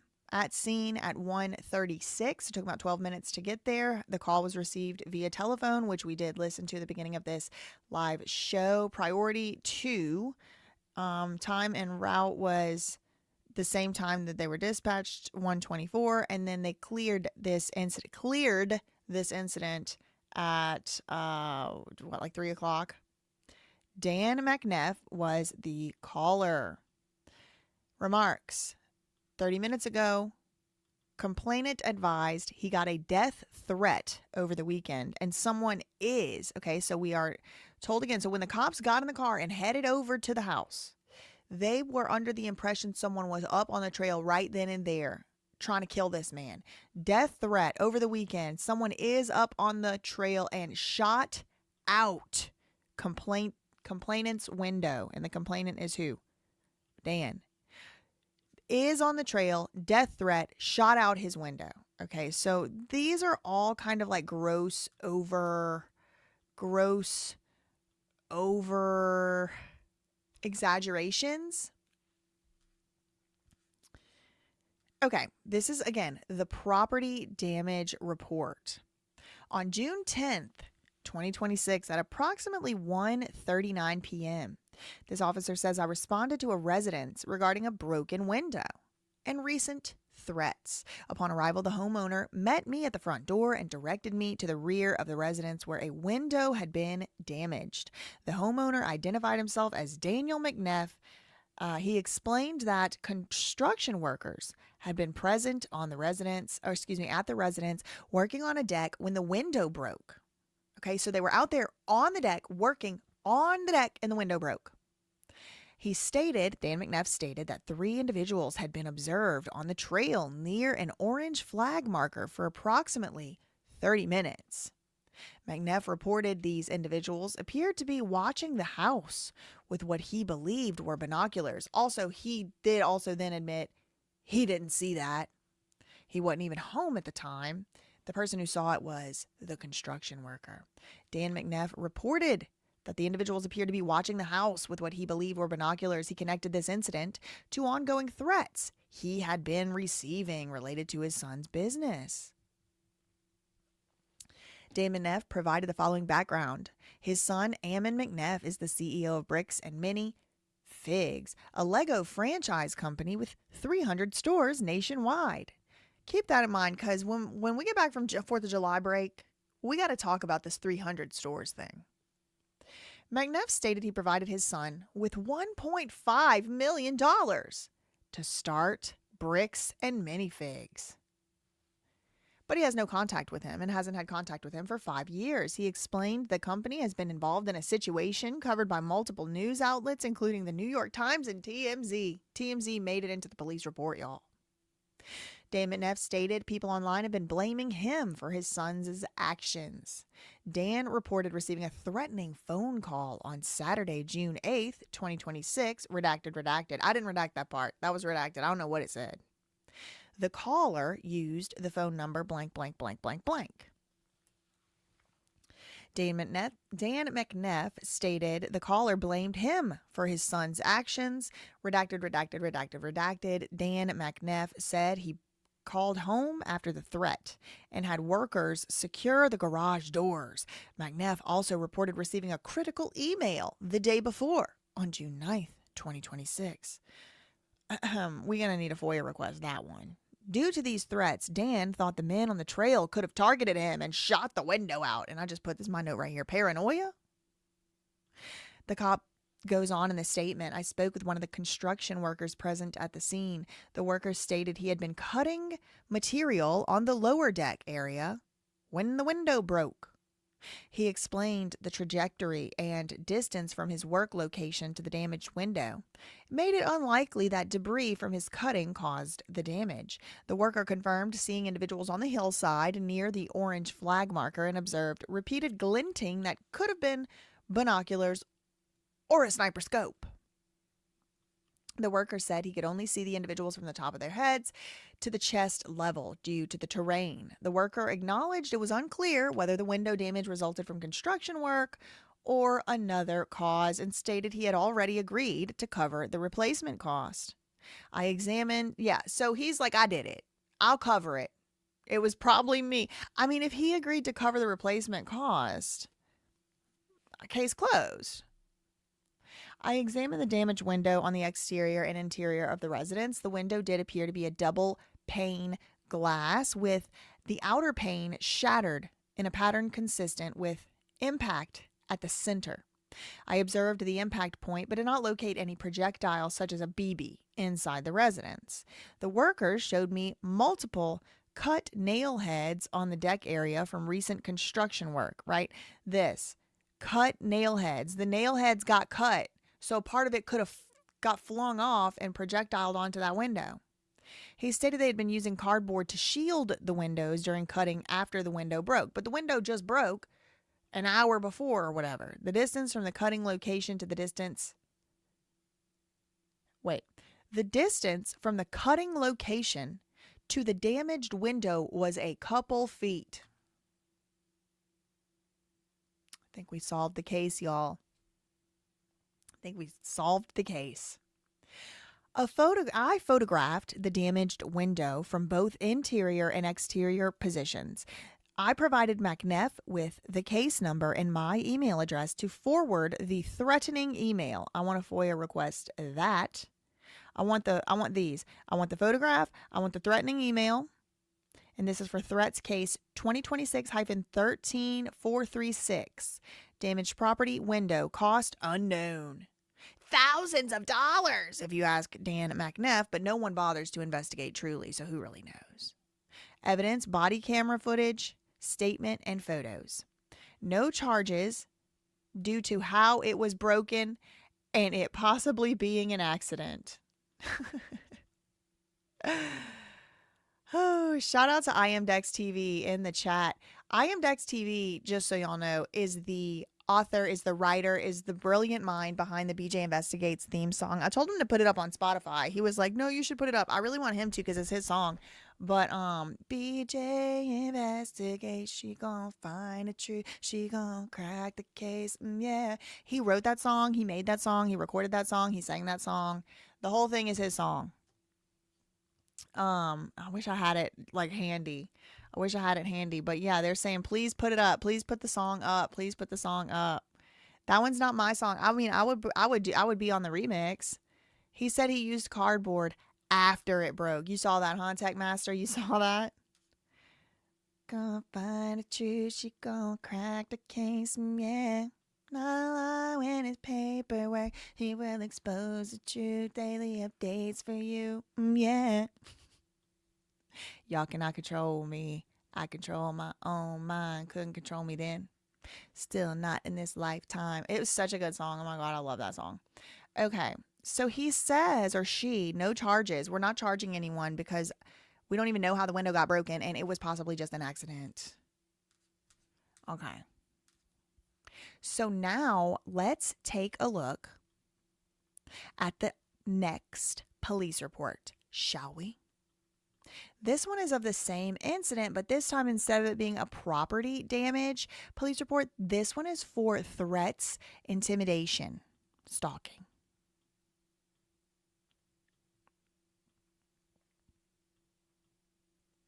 Bam, these days so shameless. It's true. Selling out real friends for a paycheck. Mama didn't teach them no home training. Want to be me so bad, but they failing. Okay. So this is the same incident, same day, all that, but it is for threats, intimidation, stalking. The previous one we just had was for property damage, okay? Intimidating, stalking resident's home. I don't know what this means. If anybody has any law enforcement knowledge about what this could mean, like suspected of using, not applicable, bias, none. What does this mean? No bias. What does that mean? Okay, so this is a 14. So this one, they put the timing of it about an hour later, I guess. Maybe 50 minutes later. And the remark is from Dan McNeff for a threats call last Saturday. Now, remember, this happened on a Wednesday. So this was for the threat call from the Saturday. So this is a similar narrative, but it is different. There's different stuff here, different details and things like that. So let's take a look at this one. On June 10th, 2026, at approximately 1:39, I responded to this residence regarding a broken window and recent threats. Now, just so y'all know, I redacted the address even though it is a public record. This is a public record. I just, for reasons that are hopefully now obvious, I redacted the address, even though it's a public record. June 10th, respond to the residence regarding a broken window and recent threats. Upon arrival, the homeowner met me at the front door, directed me to the rear of the residence. The homeowner identified himself as Dan McNeff. He said construction workers had been present at the residence working on a deck when the window broke. He stated that 3 individuals had been observed, 3 mystery individuals, 3 mystery people. Near an orange flag marker for 30 minutes, he reported the individuals appeared to be watching the house with what he believed were binoculars. He connected this incident to ongoing threats he had been receiving. He provided the background, Okay, $1.5 million, TMZ. Okay, that's all the same so far. Then, McNeff stated, On Saturday, June 8th, 2026. How is it Saturday, June 8th when, are we sure Wednesday? Are you sure June 10th was a Wednesday? Let me see. That's what Google said. Let me look at my calendar on here. Yeah. So June 8th is not a Saturday. June 8th would have been a Monday. And June 9th would have been a Tuesday. So I don't know why they said Saturday, June 8th. Let me annotate that. Where's my little text? Okay, here, hold on. June 8th was a Monday. And what was a Saturday?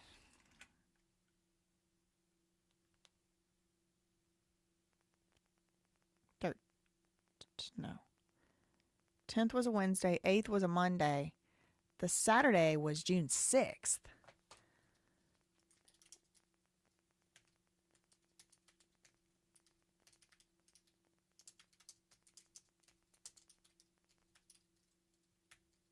So, girl, get your dates right. The police in Utah, my God. Okay.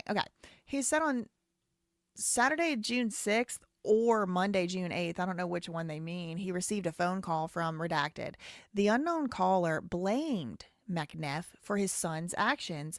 Redacted. Girl, ooh, I wish I knew what that said behind those redactions. Out of concern, McNeff contacted his residence, so I guess his wife at his house, and instructed workers on site to secure the garage doors. Additionally, McNeff reported receiving a critical email on June 9th. Okay, so the next day. So all of a sudden, boom, boom, boom. I'd like to know, when was my first video? Let me just go see. Let me see when my first video on like Legally Mine and all that happened. I wonder what the lineup here is.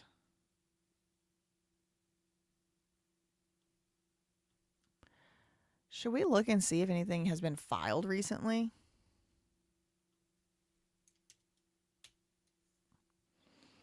I just got a tingle. I just got a tingling feeling I should check and see if something's been filed. Okay, let me check this first, though. Okay, let's see.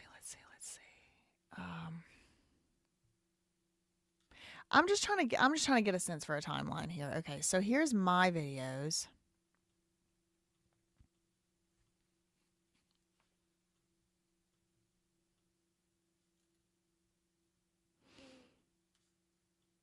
Y'all know who I saw yesterday at the Long Island audit protest? Do y'all remember that guy from New Jersey, or like he was like New Jersey, 2 feet outdoors, and he had gone on that ship? There was like a ship or a yacht or something like that was like stuck in a like canal in New Jersey, and it was like just rotting, and he went on the ship and he got sued by the owners for trespassing and then all that. He was at the protest yesterday. That was so cool. Oh, it's about my takedown. Okay.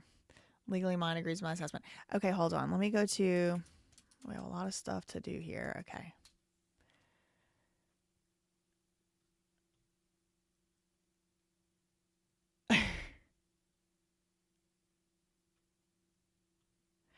Yeah, it's true. BAMMAP, great point. I'll read that. Let me close the loop. Let me land the plane on these police reports. Let me see. So it looks like I started really talking about Dan McNeff around here about 3 weeks ago. Let's say lifting the veil on BAM. Let me see what day that was posted. Oh my God. Jesus. June 11th. June 11th was when, so did I talk about Dan McNeff in the video before that? Did I talk about him on June 8th? Excuse me, 9th. Let me see. Investigation. Legally Mine. Legally Mine.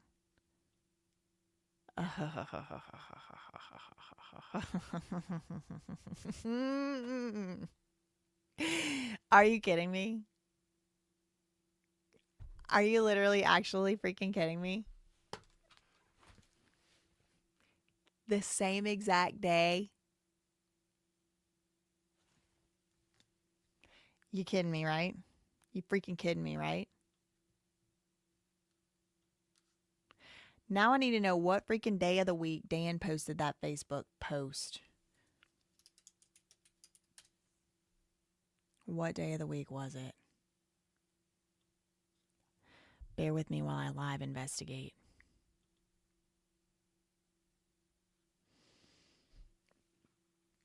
He posted that on Facebook on June 14th.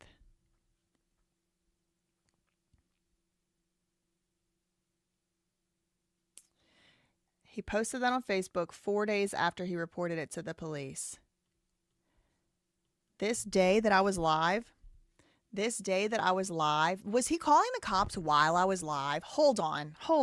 That would be quite a breaking news update, don't you think? Was he posting?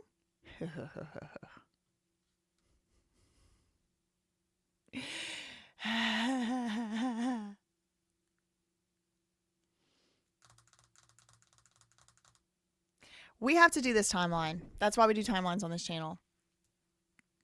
Okay. Here I am, live on YouTube, June 10th. I usually go live around 11:30 a.m. my time, which is about 9:30 Utah time. I'm in the Eastern time zone. This is a 4-hour-long live stream. So let's just say this day was like every other day and I went live at 11:30, 12:30, 1:30, 2:30, 3:30. So I would have gotten off live at 3:30 p.m. my time-ish, 3:45, something like that, which would have been about 2:45 their time. So it is conclusive that the cops were called while I was live. 4 days later, he would post his Facebook post. I need every YouTuber on this story to report on that.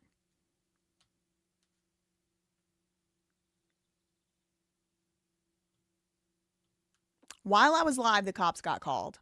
He probably interrupted this poor construction worker's day for that shit. Can we hear you on the TV in the background in the 911 call? Troy Allen said. Megan said, I am floored. Can we get some fives in the chat for this? I mean, this is craziness. I want to know what I was talking about right at that time. What was I talking about at that exact moment? We have the police report. Let's just look. When did the call come in? Came in.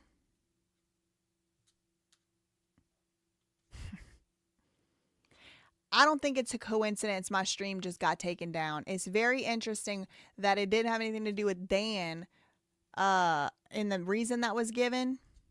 But I was talking about Dan and exposing this obvious can't keep story together. They did value the property at $500 worth of damage. So that's another false statement on Dan's part. He said it would be thousands of dollars. But apparently it was according to the cops. I mean, they're not appraisers. But they valued it at $500. What time did the call come in?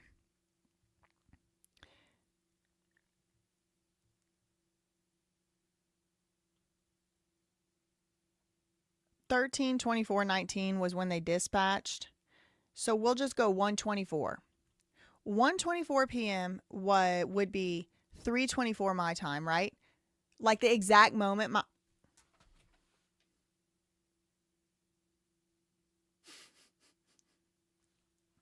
moment I finished my live stream.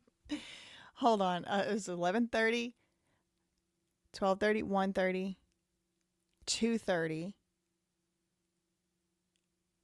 Okay, so I would have gotten off, let's just say I would have gotten off about 2:30 p.m. Eastern. It's hard to tell because, I mean, it was 4 hours, 12 minutes, so let's say about 2:45, but I don't know if I went live at 11 that day. I could have gone live at 12 that day, but let's just say it was like I normally do, is 11:30. Let's just say it was 11:30 my time. That would put me getting off my live stream 2:30 my time. That would be 12:30 their time. Am I doing this math wrong? Okay, hold on. He had to finish listening to me before he made the call, and then he got it, and then he had to get his story together. Is that what happened? Let's see. I got off at about 2:45. That would have been 12:45 his time. And what time did they call? 12:45. So about 45 minutes later, 30, 45 minutes later.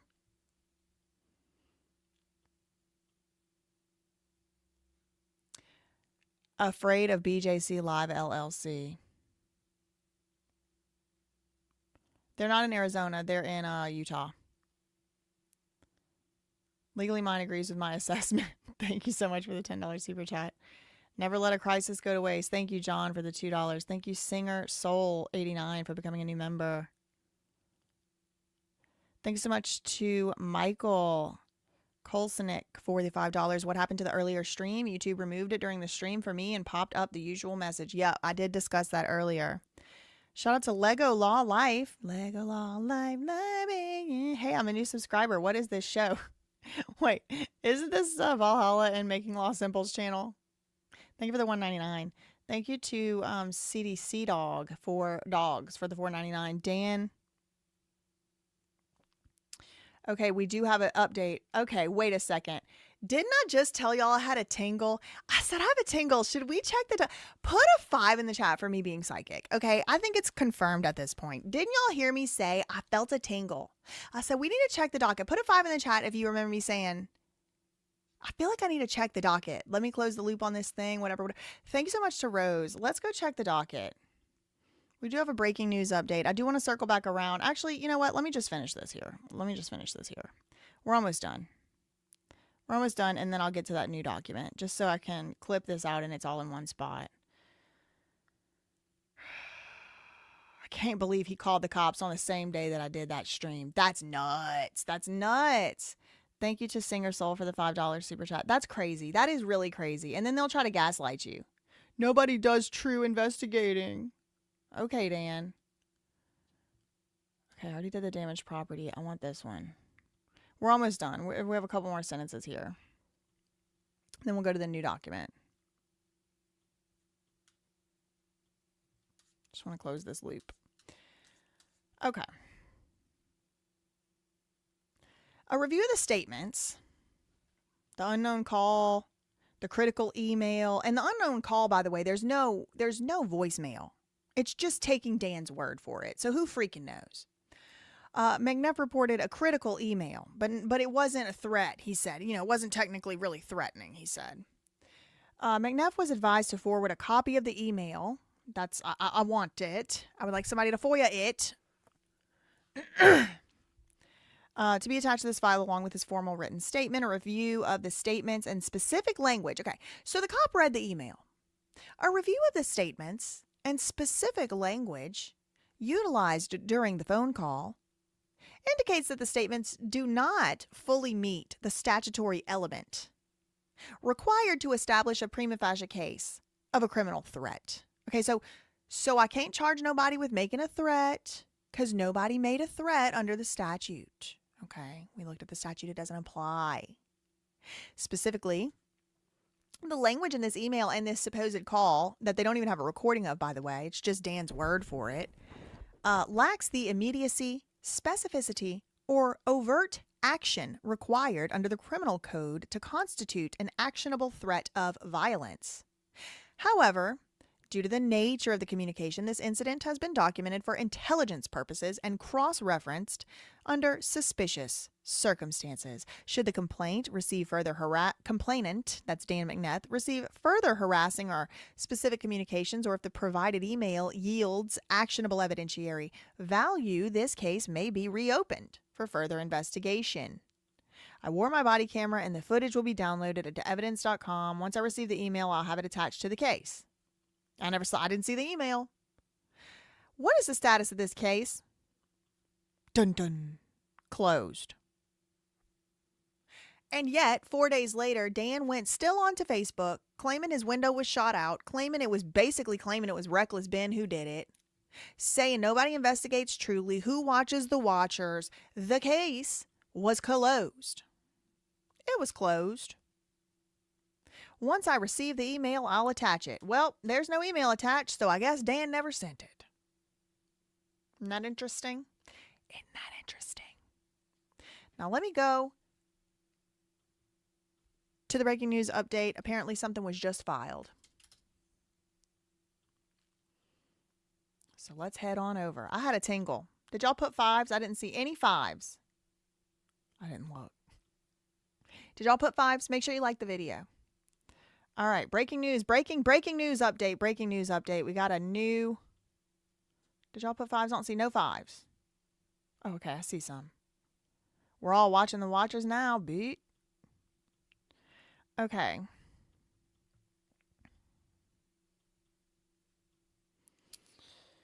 BAM franchising.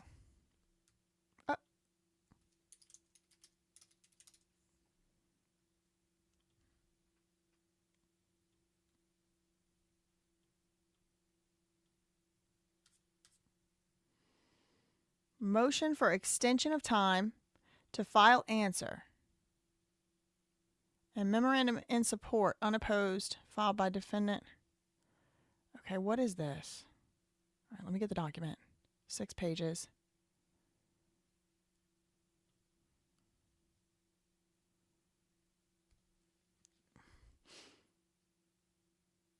All right, let me get it off of here so I don't have to keep buying it. Breaking news update, breaking news.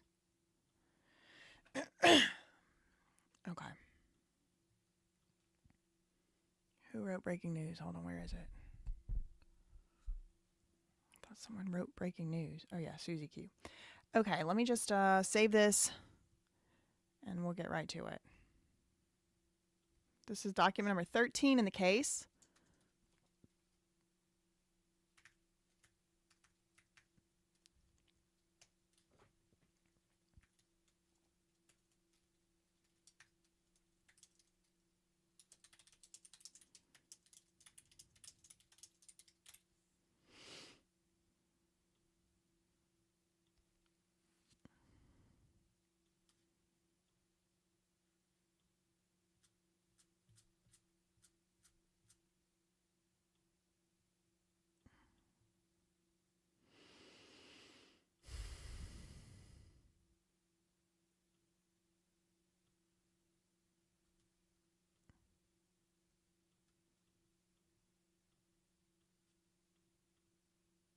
Okay.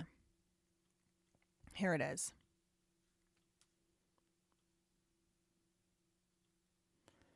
Unopposed, motion to extend deadline to respond to complaint. Oh, dang. Okay, Brian Mansell moves this court to extend the deadline to respond to the complaint to this matter. He wants to extend the deadline to August 3rd, 2026. Okay, what I believe this means so far, reading one sentence, they're probably still talking to Brian in the back end. And he probably doesn't want to spend the time, resources, energy, billable hours, all of that to work up a response to this complaint if they're still trying to work something out with him in the back end, which does make sense. That's just a hunch. That's just a suspicion. I have no particular reason to believe that other than just reading this sentence. Plaintiff's counsel, that's BAM, Bricks and Minifigs, agrees. Okay, so that leans even, I hadn't even read that sentence yet, but that leans even more in the direction of that's what I think is going on. I think they're still doing, talks or whatever. They agree to the extension and they do not oppose it. Now, interestingly, this is only Brian Mansell. Only Brian Mansell. Defendant Brian Mansell only, by and through his lawyers, moved this court to extend the deadline to August 3rd, 2026. Bricks and Minifigs, Ammon, McNeff, Josh Johnson, Brandon Best, and all of them agree. It is submitted prior to the expiration of the current deadline. It does not interfere with any other court order or other case deadlines. There's no prejudice caused by this extension. A proposed order accompanies this motion. It only is giving Brian Mansell, though. And he has different lawyers than Ben, too. Right? Yeah. So that's interesting. That is a new update that just hit the docket today. The case is closed as far as Dan McNeff is concerned. He called the cops while I was live, or 30 minutes after I got off live, or 45 minutes. I mean, it was like within moments after I got off my live. And he was saying it was getting old. He was finna have a lot more videos coming. Now, in addition to that, we have an update on the BAM maps about the takedown of my video from a while ago. Let me check the the back end and see if that video has been restored yet. It is up on Patreon, the live from earlier. No, it is still not up. It is still taken down. It was taken down they didn't even give me an option. This is the thing too. There's a lot of weird stuff about it. But one of the weird things about it is a lot of times I've gotten copyright claims in the past, not copyright, privacy claims in the past by people who didn't want me to talk about them in my videos.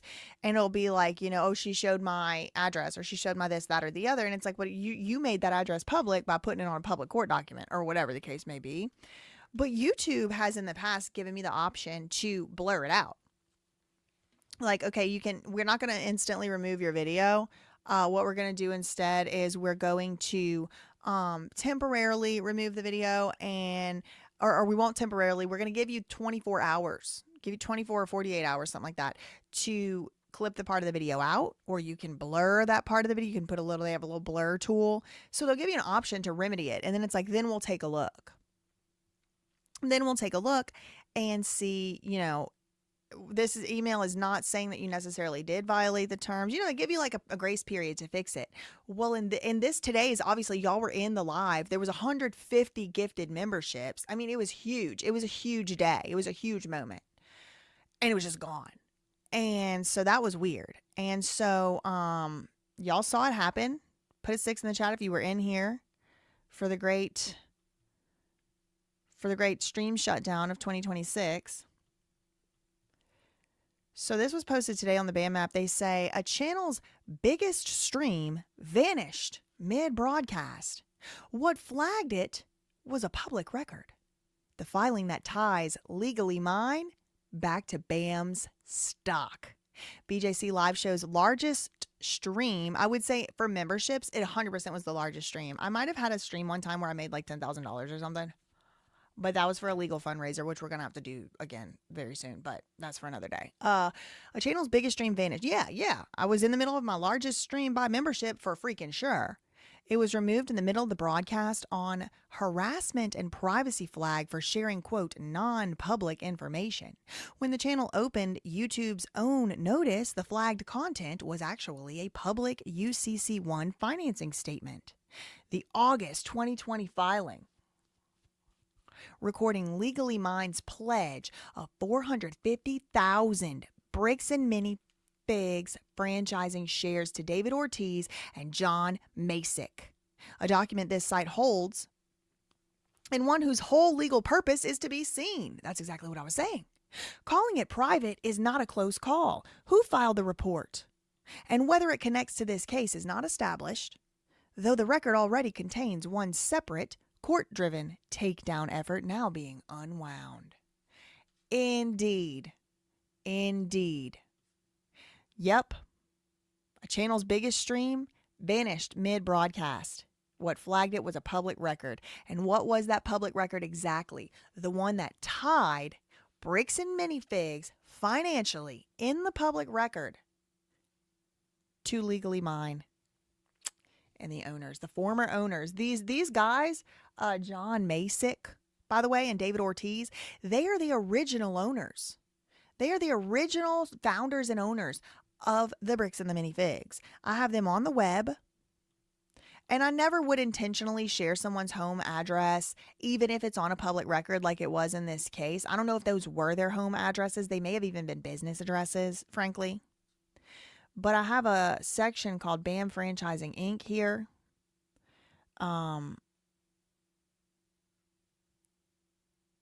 Reed Brimhall, Dan McNeff, Matthew McNeff. This is for Matthew Thomas, has been our operations manager since April 2018. This, I think, is an old franchise disclosure statement or something. I actually don't exactly remember. BAM Franchising.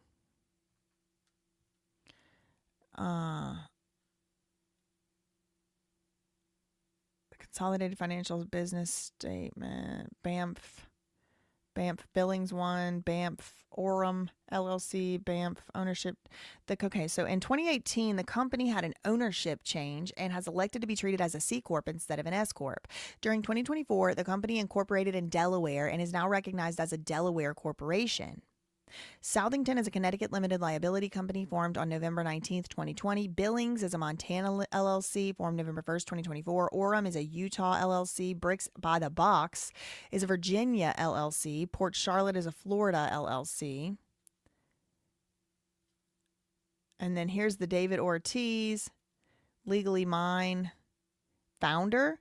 And his name and address is one of the, I guess, two that was shown there on the thing that got taken down, like the stream that got taken down.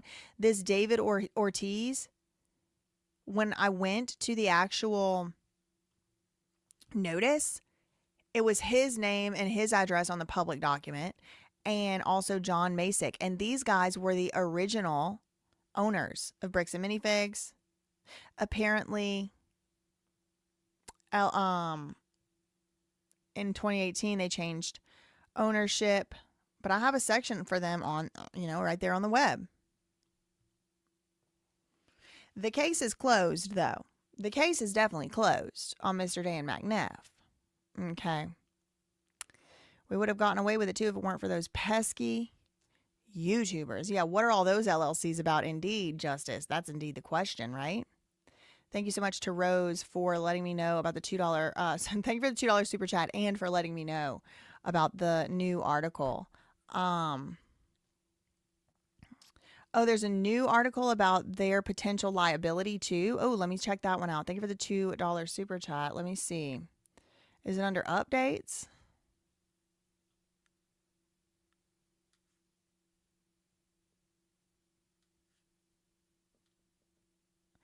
Oh, I see. Okay, hold on. Reanalysis is not a federal racketeering statute walked against the facts on file. Is it the racketeering framework? Oh, it's been updated. All right. Okay. I think I was on an old version of that article. Or that post. Okay. A channel's biggest stream vanished mid-broadcast. What flagged it was a public record, the filing that ties Legally Mine back to BAM's stock. By its own count, it was the channel's biggest broadcast. Well, for members, for sure. BJC Live Show says roughly 150 viewers. It was 150 memberships were gifted by one person. Plus, there was other ones. There's more than 150 membership gifted in the chat. And 150 of them came straight from Savvy Turtle. Plus, he gave like $20 and then he $5. And a bunch of y'all gave $10, $5, $10, $5. A bunch of y'all gave money. And then, boom, not only did the stream vanish, but I'm no longer allowed to make money off of it. As if my appeal doesn't work, I won't make any money off that video, that stream. And I don't know how the memberships would work. Maybe y'all could keep the memberships, but I wouldn't get paid for them. I really don't know. More than 1,000 people were watching live when the stream went dark. It did not pause. It was removed in the middle of the broadcast and demonetized. Yep. When the channel went looking for what it had done wrong, YouTube pointed to a single frame, not the police recordings it had spent the video walking through. It was a financing statement, a public financing statement. The single document that ties the asset protection company at the center of this matter into that's Legally Mine, into the Bricks and Minifigs stock ownership. The channel first told its followers the stream came down for exposing false statements to police. I have updated that, by the way. The new broadcast reviewing the underlying records, I corrected it. Yep. I don't know why it got taken down. I really don't. It could have been bots. It could have been Dan McNeff sitting over there at his house. It could have been anything. I don't know. Later the same day, it opened the YouTube's back-end notice and flagged the content was not the police coverage at all. It was a UCC1 financing statement, a record that is public by law. That the record had been recast as non-public, personally identifiable information. Absolutely false. Absolutely not the case at all whatsoever. The site has not obtained the report or the strike notice. What it can do is identify the document because it holds a copy. The record that was flagged is a keystone in this matter. Okay, this is crazy. On August 10th, 2020, a Utah UCC recorded a pledge.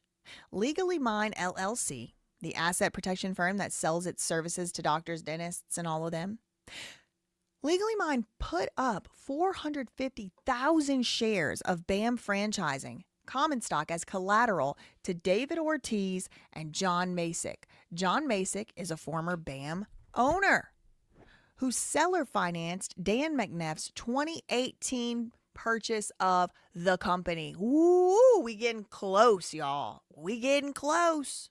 They calling the police to report stuff as soon as we end our streams out here. We're the crazy people, though. Dan, pick a team. You want somebody to investigate truly or not? Which one? Pick one.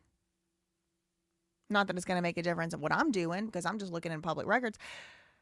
The single filing is one of the very few instruments available to the public that welds the two halves of this enterprise, which is the asset protection company Legally Mine and the franchising company BAM, Bricks and Minifigs, together at the level of equity. And this investigation holds it on its own, independent of the channel. A UCC1 exists to be seen. Its entire statutory purpose is to put the public and future lenders on notice that a piece of collateral is already claimed. That's the line you get in when you're going to claim something. You're in line. You're letting it be known. A report that calls the contents of that filing non-public information describes the document as the reverse of exactly what it is. Of every frame in a multi-hour broadcast, the one the removal reached was this one. That is a fact about what was taken offline, but by itself it's not evidence of who sought the removal or why, and this site, BAM Map, does not treat it as one. What follows is the record and where it stops. What kind of removal was this? The channel's description points to a specific track inside YouTube's system, the Community Guidelines Action for Harassment and Bullying. This is triggered by a user report, not a copyright claim. The distinction decides which remedies exist. A copyright strike filed on a claimed valid notice from the rights holder can be answered with a sworn counter notification. This forces restoration of the video within 10 to 14 days. Y'all have probably heard about some of your, other favorite creators getting copyright struck. I've definitely dealt with it in the past as well. But when they do that, you can do this counterclaim. It usually takes a few weeks. This happened to me in the Rock Nation case a few times. They keep copyright striking and claiming my videos, and it instantly takes the video down. It instantly takes the money away from you and all of that. And then you have to fight for it back. But I always do win those. Now, on the other hand, you have community guidelines actions. This is what happened to my video earlier today. Midstream, it went dark. It just vanished midstream. This is reviewed only through YouTube's in-app appeal. Exactly the process the channel says it's using. Yes, yep. The two tracks never cross. A counter notice does nothing against a harassment removal, and the appeal does nothing against the copyright claim. What the law reaches, and what it plainly does not. Okay, so just to be clear, both the copyright claim and the harassment thing, both of them are like appealable. But it is like a different legal avenue. One of them is like you're getting like a legal claim from a company claiming legally you're using their stuff. The other one is, like, oh, you violated the terms and service.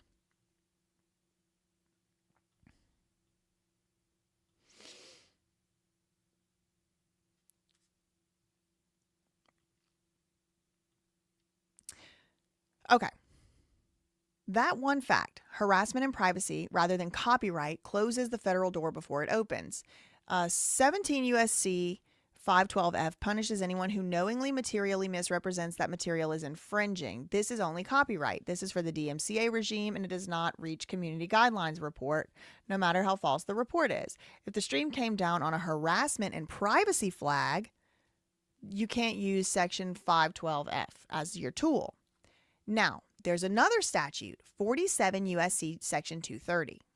This cuts the other way from what a reader might expect. It shields YouTube for the removal, so the platform can't be a target, but Section 230 protects the platform, not the person who filed the report.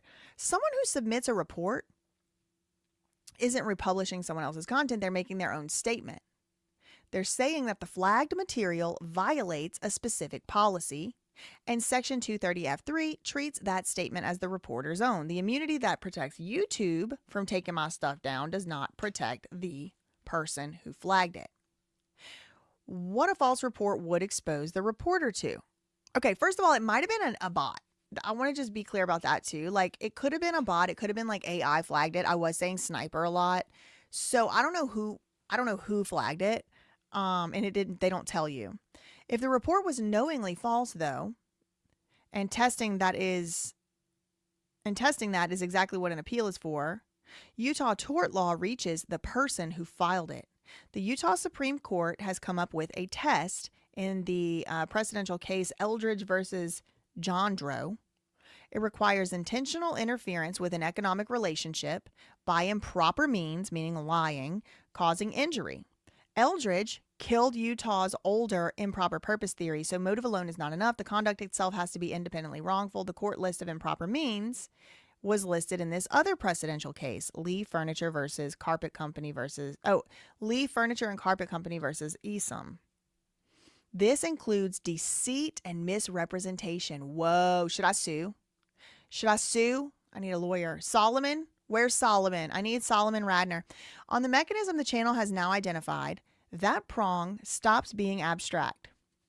Telling YouTube that the contents of a public UCC1 are non-public personally identifiable information is a representation about a specific document. One this investigation can produce and verify as public. The platform relies on it. The filing contradicts it. A monetized channel's partner program agreement, its advertisers, and its audience are all recognized economic relationships. Ooh, I need to sue. The loss of viewership and revenue during a removal is an injury. Yeah, no, and it was a lot of money that was given. Like, 150 memberships is expensive. That's the crazy thing. It was 150 plus memberships given in that stream. And it just went down in the middle of it. A later successful appeal goes to how much the damages are due, not to whether an injury happened. None of that says BJC has such a claim or would bring one. It only says that a private platform's internal process doesn't make a knowingly false reporter untouchable. Now, is it RICO? The racketeering statute angle and why it stays separate. One federal framework is worth naming precisely. 18 U.S.C. 1512, 18 U.S.C. 1513 criminalize tampering with and retaliating against a witness or an informant, including acts that interfere with a person's ability to communicate information about a possible crime. And both are listed predicate acts under the federal racketeering statute. Is it RICO? Y'all put a 6 in the chat if I got RICO'd. Now, BAMMAP is not saying that any pattern exists here. I'm also not. That's why I'm asking y'all to vote in the chat. But it does name them because a reader weighing what this would mean if a connection were ever proven deserves the actual law rather than a guess.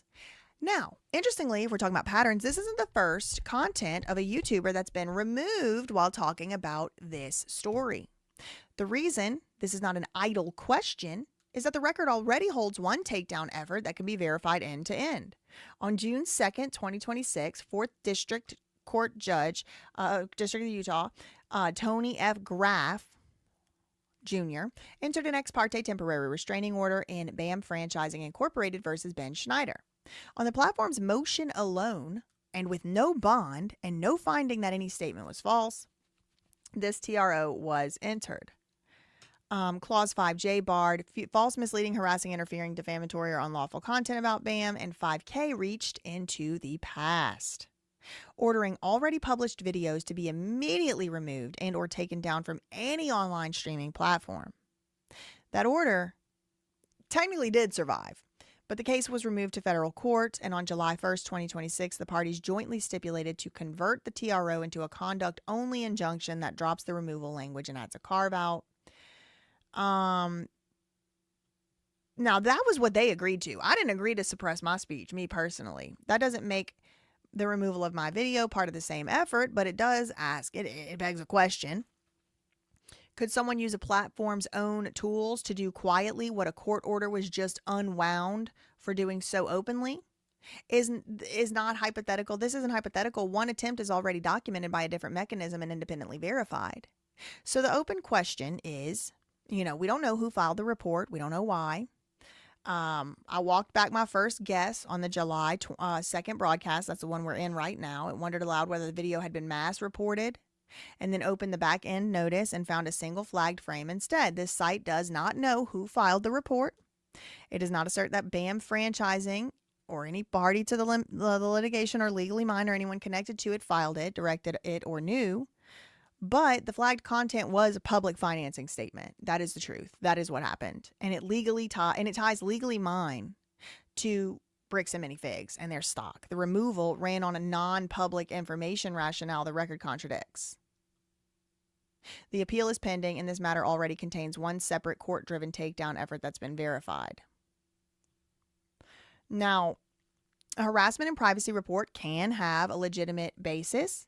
Community guidelines removals are common, often automated on the first pass and routinely reversed on appeal with no bad actor anywhere in the chain. A UCC-1 can carry an individual's address. A good faith reviewer or an automated filter could treat a visible address on screen as personal information without knowing the document's public status. Nothing here is a finding that the report was false. Well, it was false. The report was false. Yes, I'm going to say that the report was false because I can guarantee y'all that's a public record, what I clicked on. The post asserts the document, what is documented, and holds the rest as potential. Yeah. So shout out to them for making that as a great analysis. Again, it is just an analysis. It's not any allegations of wrongdoing. However, I definitely feel as though I have been wronged, especially because like over 1,000 people have now seen a post that says I violated some type of harassment policy when clearly I did not. Clearly that was totally a public record. Kim said, Brian is filing an extension. Lawyers are guessing it's going to file an anti-slap. Well, I am certainly guessing that Ben is going to file an anti-slap because he said it in his federal filing. And that's in that civil cover sheet in his first round of filings in federal court, he said he believes he has claims under Utah's anti-slap statute. So it's not really a guess. It's been told to us by Ben. Thank you to Bevy App for the £2 super chat. Thank you so much to Bling Auntie for the $2 super chat. I hear Ben's voice echoing. That's sick. Thanks to Bevy App for the £5 super chat. Thanks so much to Possibly Neil for the €5 super chat. Journalists getting money makes them mad. Thanks so much to Heather for the $20 super chat. My girl keeps going for the rest of us. The fact that her disclosures are constant and on point and they pull this, it's just annoying. P.S. I can't control who comments on my stuff. Exactly. Neither can Ben or any of us. Thank you for that $20. Thank you, Giant Swede, for the $2. We Stop You Midstream LLC. Very interesting. Thank you, Rose Investigates, for the $2. Racketeering update shows you can how I can sue for RICO. Girl, I don't have no more money to pay lawyers. That's my problem. That's my issue here. The racketeering framework, 4 ways. Who could bring it? Civil, criminal, and where it's strong. The law already grades one racketeering scenario as dead. The table is captioned. Scenario 1, the mirror image and why it's dead. The investigation's own candidate. Victims. So that one's dead. Scenario 2, a defrauded franchisee, civil, pleadable. A defrauded franchisee is a plaintiff. Change the plaintiff in the proximate cause problem. This is a little bit... I've been live for about 8 hours or something today, so I'm having a hard time. Like, I'm going to have to read this with fresh eyes. Because I have been live now for a while. Like, this stream plus the last one. I'm not responsible for others' speech, indeed. Ben said 3 is ready? Where? Last I heard from Ben, well, on his Patreon, obviously. Last we publicly heard from Ben. I've never heard from Ben personally. We don't talk. We've never spoken. He's never reached out to me. I've never reached out to him. But I do follow his Patreon. Let me see if he posted anything.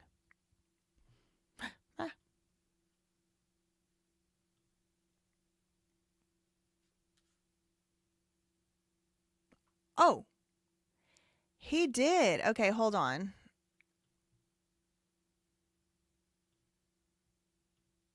What do you mean locked? I don't want to play this. What thought I was already his member.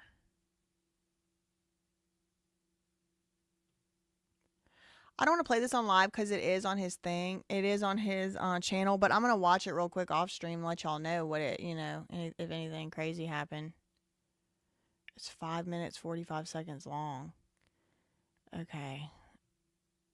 Sorry, I want to watch it, so I'm about to watch it real quick on like a fast speed. I'm not going to play it for y'all like publicly because that's how he gets his legal fund and stuff, but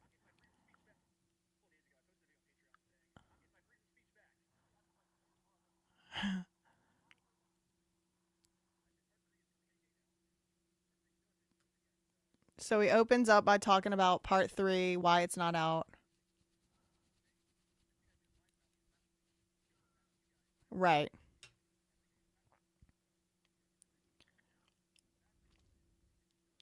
So he opens up the update. I'm not going to do verbatim, obviously, but he opens up the update basically saying, look, I know I told y'all that on the 30th, part 3 was coming out. We had some discussions. The lawyers had some discussions back and forth. And, my lawyers basically told them, you're going to owe, for every single day this video isn't out. So let me see what else.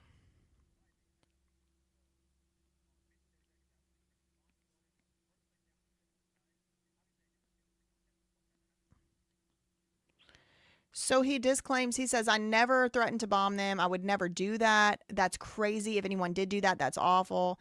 Someone said check out the court filing when I get some time. Anti-SLAPP was filed today. I did just check it out, like in the last 20 minutes, and no anti-SLAPP had been filed. But after I watch this video, I'll go check that out again. So he basically said they lied to get him silenced.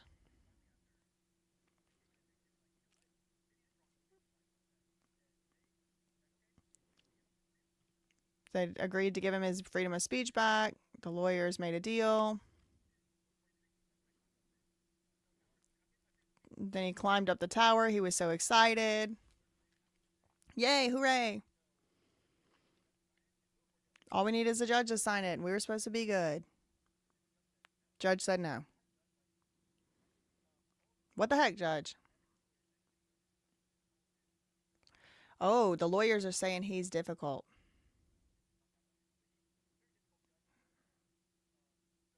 Difficult judge. He said no.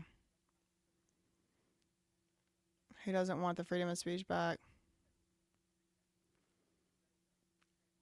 So now we're trying to move it to... Oh, y'all can hear his voice? You shouldn't be able to. Oh, because it's by my thing. I'll turn it down.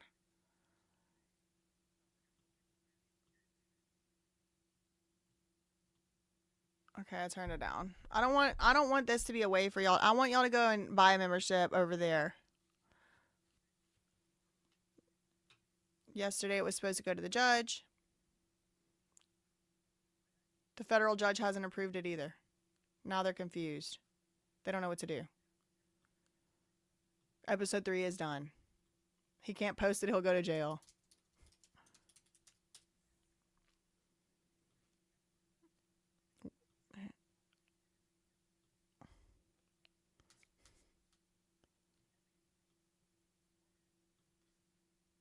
He's like, every day I think I'm going to get to post episode 3. Tomorrow comes and I can't post it. Okay, it'll be tomorrow. They keep telling him every day, tomorrow.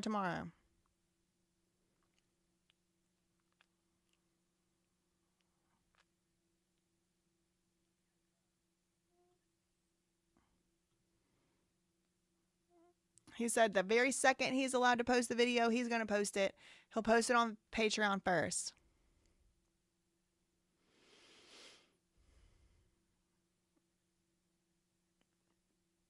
He can't even legally tell us what this episode is about. It'll be exciting and fun. Infuriating, though.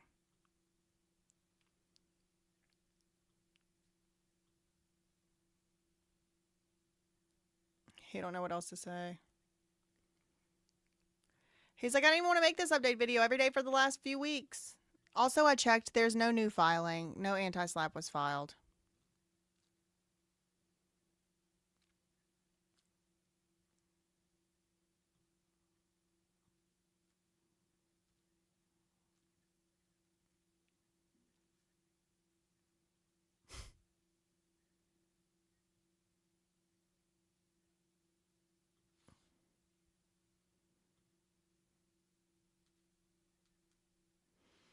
Basically, he don't know when he can post it. That's it. So, I mean, I didn't go like verbatim or anything like that. It's going to piss some people off, he said. Yeah, wow. Thank you, Dominic, for the £1.99 super chat. They did promise to drag it out in court. I know, like, barbecue lawyer or whatever said, sorry, I don't mean like or whatever, like he's doing good work. I'm not saying like, oh, or whatever. I always forget his name. Is it barbecue lawyer, barbecue brother? He did say that something about an anti-slap being filed, but I'm truly not seeing that. I'm on Pacer right now. I can show y'all. This is the court docket right here. And it's not up. So I don't know, like maybe he got some type of back alley access because he's, I don't know. No, the most recent thing filed is this.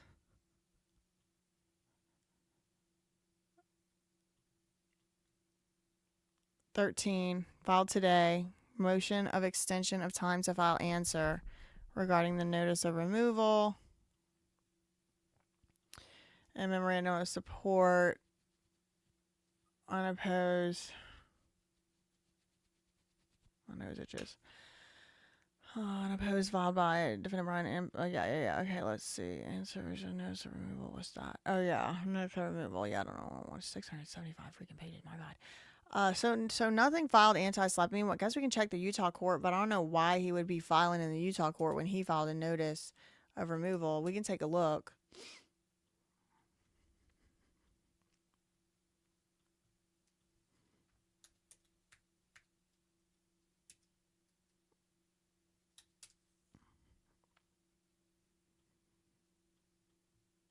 Okay, let me look up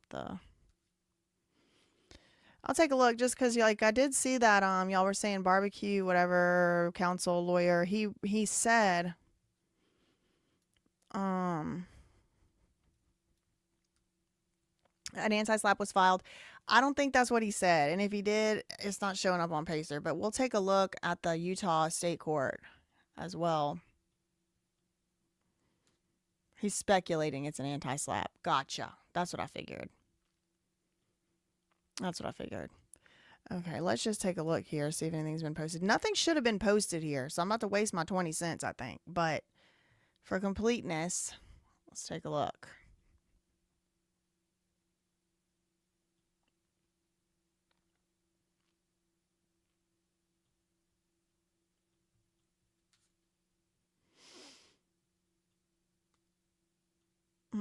The last thing was that one media outlet trying to get coverage and Tony Graff being like, no, because we're not having court.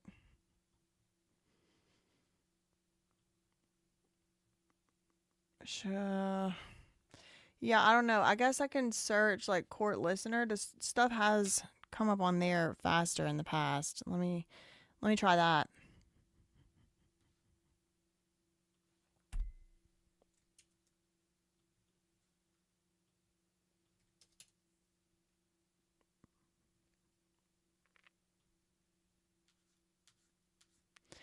Yeah, no, they're saying it was just a speculation. He was speculating.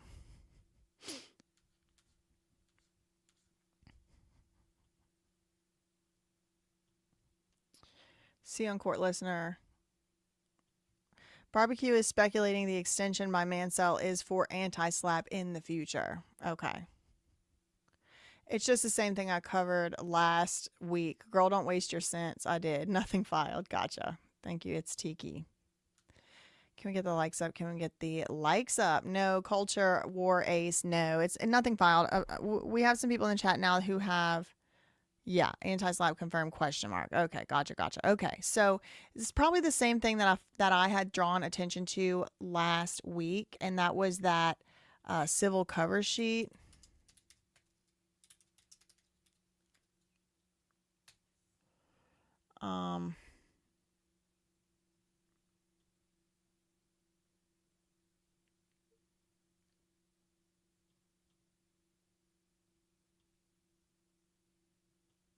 to pull it up here.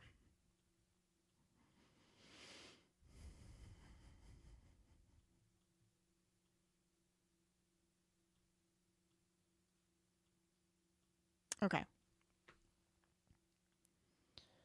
So it's here on the removal to federal court, civil cover sheet, cause of action. Plaintiffs, that would be Bricks and Minifigs, and them claim defamation, trespass, and other torts against defendants. Defendants allege violation of Utah's anti-SLAPP statute. Okay. Removed from state court. So this is where, and I had covered this, I think last week, or maybe, I think it was last week, maybe earlier this week. Defendants, that's Bricks, that's Ben, that's Victor, that's Reckless Ben LLC, that's Brian Mansell, that's Doe's 1 through 15, 10 through 15, whatever it is, anti-SLAPP.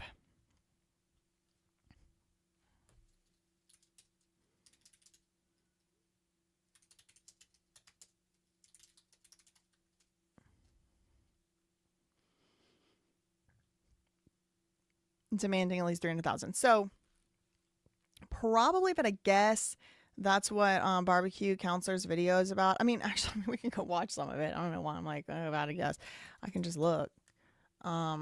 See if we can get an idea here.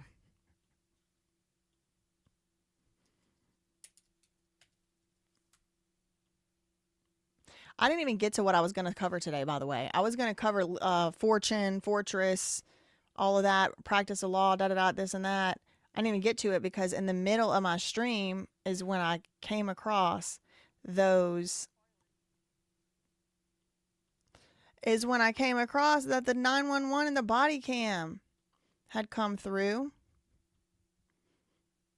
What a crazy day, huh? Let's see. This is the barbecue counselor.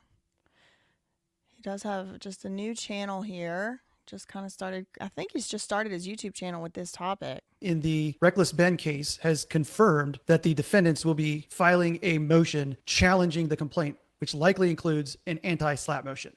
I'll get into it in this video.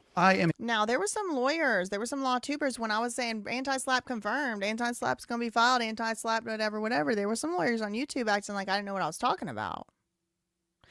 Acting like I was making that up out of thin air, but I'm glad people are catching on that I was not. Practicing attorney. I have over 15 years of experience litigating federal court cases around the country. And what I'm seeing in this filing today only convinces me, based on my experience, that the defendants are indeed going to be filing motions attacking the complaint in the next few weeks. Just a few minutes ago, the Mansell's attorneys. My expertise in anti-SLAPP comes from being an anti-SLAPP movement and winning. Filed a motion to extend their time to respond to the plaintiff's complaint. And they are asking for the extension to go to the first week of August, so approximately a month from now. So we see here in the unopposed motion to extend deadline to respond to the complaint, the Mansell's attorneys are saying that they are moving the court to extend the deadline to respond to the complaint to Monday, August 3rd, and that plaintiff's counsel agrees to the extension and does not oppose it. So what does this mean? First, what does it mean for you to file an extension of a deadline to respond to the complaint? Well, in federal court, once a defendant gets served with the lawsuit papers, they typically... Okay, so what I've got on the screen here is part of the Utah anti-SLAPP statute. It's called the Uniform Public Expression Protection Act. And so I want to flag something here for you all. Here, this is... So interestingly, in that civil cover sheet, it does say that defendants believe that they are going to... Defendants believe, defendants plural believe that they have been, sued or slapped. It didn't say just one defendant. So I do wonder, is Brian Mansell going to be filing an anti-SLAPP, or is he kind of doing a settlement off to the side? Maybe Ben is going to be doing the anti-SLAPP. Maybe Victor is going to be doing the anti-SLAPP. Maybe all of them together are going to be doing the anti-SLAPP. I'm not really sure how it's going to end up playing out. And more spaghetti and meatballs for Ben. I'm sick of enjoying this nerd stuff. Ha ha ha. Victor played the pretend influencer. Yeah. He was the one pretending. Tina said, I think a lot of these law tubers watch you without mentioning it to their viewers. Could be. That could very well be going on. Who knows? I mean, all the law tubers I watch on this case, like who I actually watch, they do mention me from time to time. Victor can also be seen on Ben's second channel. Yeah, you know what else Victor did? When there was like a on his second channel, they did like an interview that came out, and it actually was recorded before part 2 came out, but then part 1 came out, and they put out part 1, and then they put out this podcast. The guy that's interviewing Ben is Victor. Oh no, I don't have the links to the channel, but y'all can go and type in BBQ counselor. Echo Base bigged me up on their latest. Oh, that's so nice. Tyler is producing content as well. Okay, cool, nice. Is he a lawyer? Oh, you mean Tyler Shaw? Yeah, he did content too. Let me see.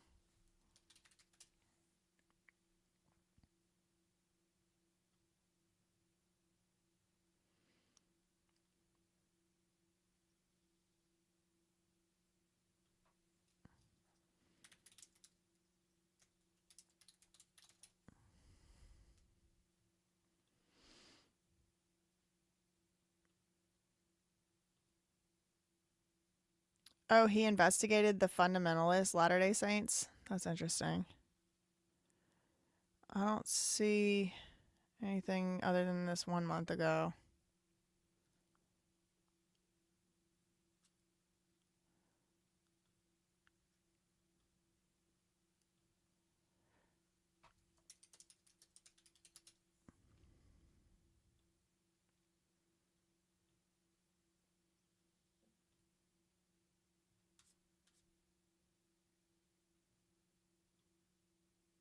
Oh, another new filing. Another new filing just hit the docket. Breaking news. Another 6-pager. Okay, it's looking like breaking news. It's looking like the exact same document, except instead of being filed by Brian Mansell, it's being filed by Ben. Let me get this one for y'all. Ooh, ooh, ooh, ooh, ooh. Breaking news, breaking news. Another 60 cents. Okay. It's uploading. It's trying to think. Yep. Breaking news. Brand new filing. Man, we have had some stuff go down today, huh? What is this? Document number 14 in the case. I'm downloading it now so we can read it together.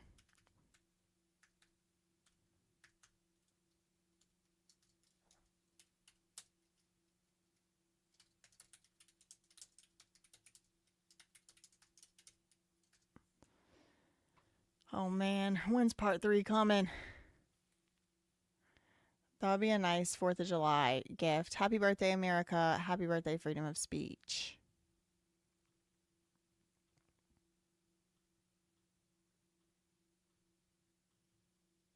Okay, here we are. Someone said, LOL, this is better than any soap opera. All right.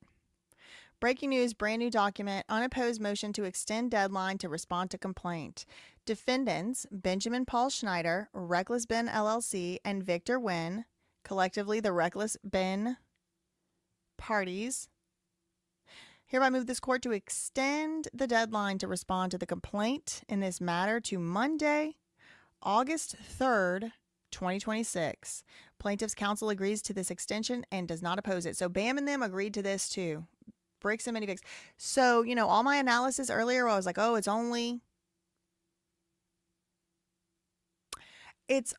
Brian Mansell. Maybe he's got his own thing going on. Maybe Ben doesn't. I don't know why they would have filed it and Ben wouldn't. Well, guess what? They were in the court dockets filing that too. All right. Yeah, wasn't it a fun day? It's an awesome day between my first stream and then I took my lunch break. I got I got wrongfully taken down, and then we got to go hang out with MLS and Valhalla, and now we're back over here on the second shift. Freedom of speech and right to assemble. Couldn't get that NDA. I wonder what Ben's update says on Patreon. Well, I watched it off, stream a little bit, and it was basically saying he wishes he could post his video and he's working really hard, and every day they tell him he could post it, and every day he doesn't get to post it, so he's kind of frustrated. A full day of fun. A full day of fun. You know, you're right when they fight. Yes, I've been really liking civil rights lawyers' coverage of the case. I can't wait for him to get to the Sheldon stuff, because Sheldon's the one who was he was also unlawfully arrested with really no probable cause at all whatsoever. So Briggs and Minifigs Counsel agreed to this, does not oppose it, and submitted to the prior expiration of the current deadline, does not interfere with any other court deadline, doesn't prejudice anybody. This is the order that they want the judge to sign, having considered the defendant's unopposed motion to extend the deadline to respond to the complaint.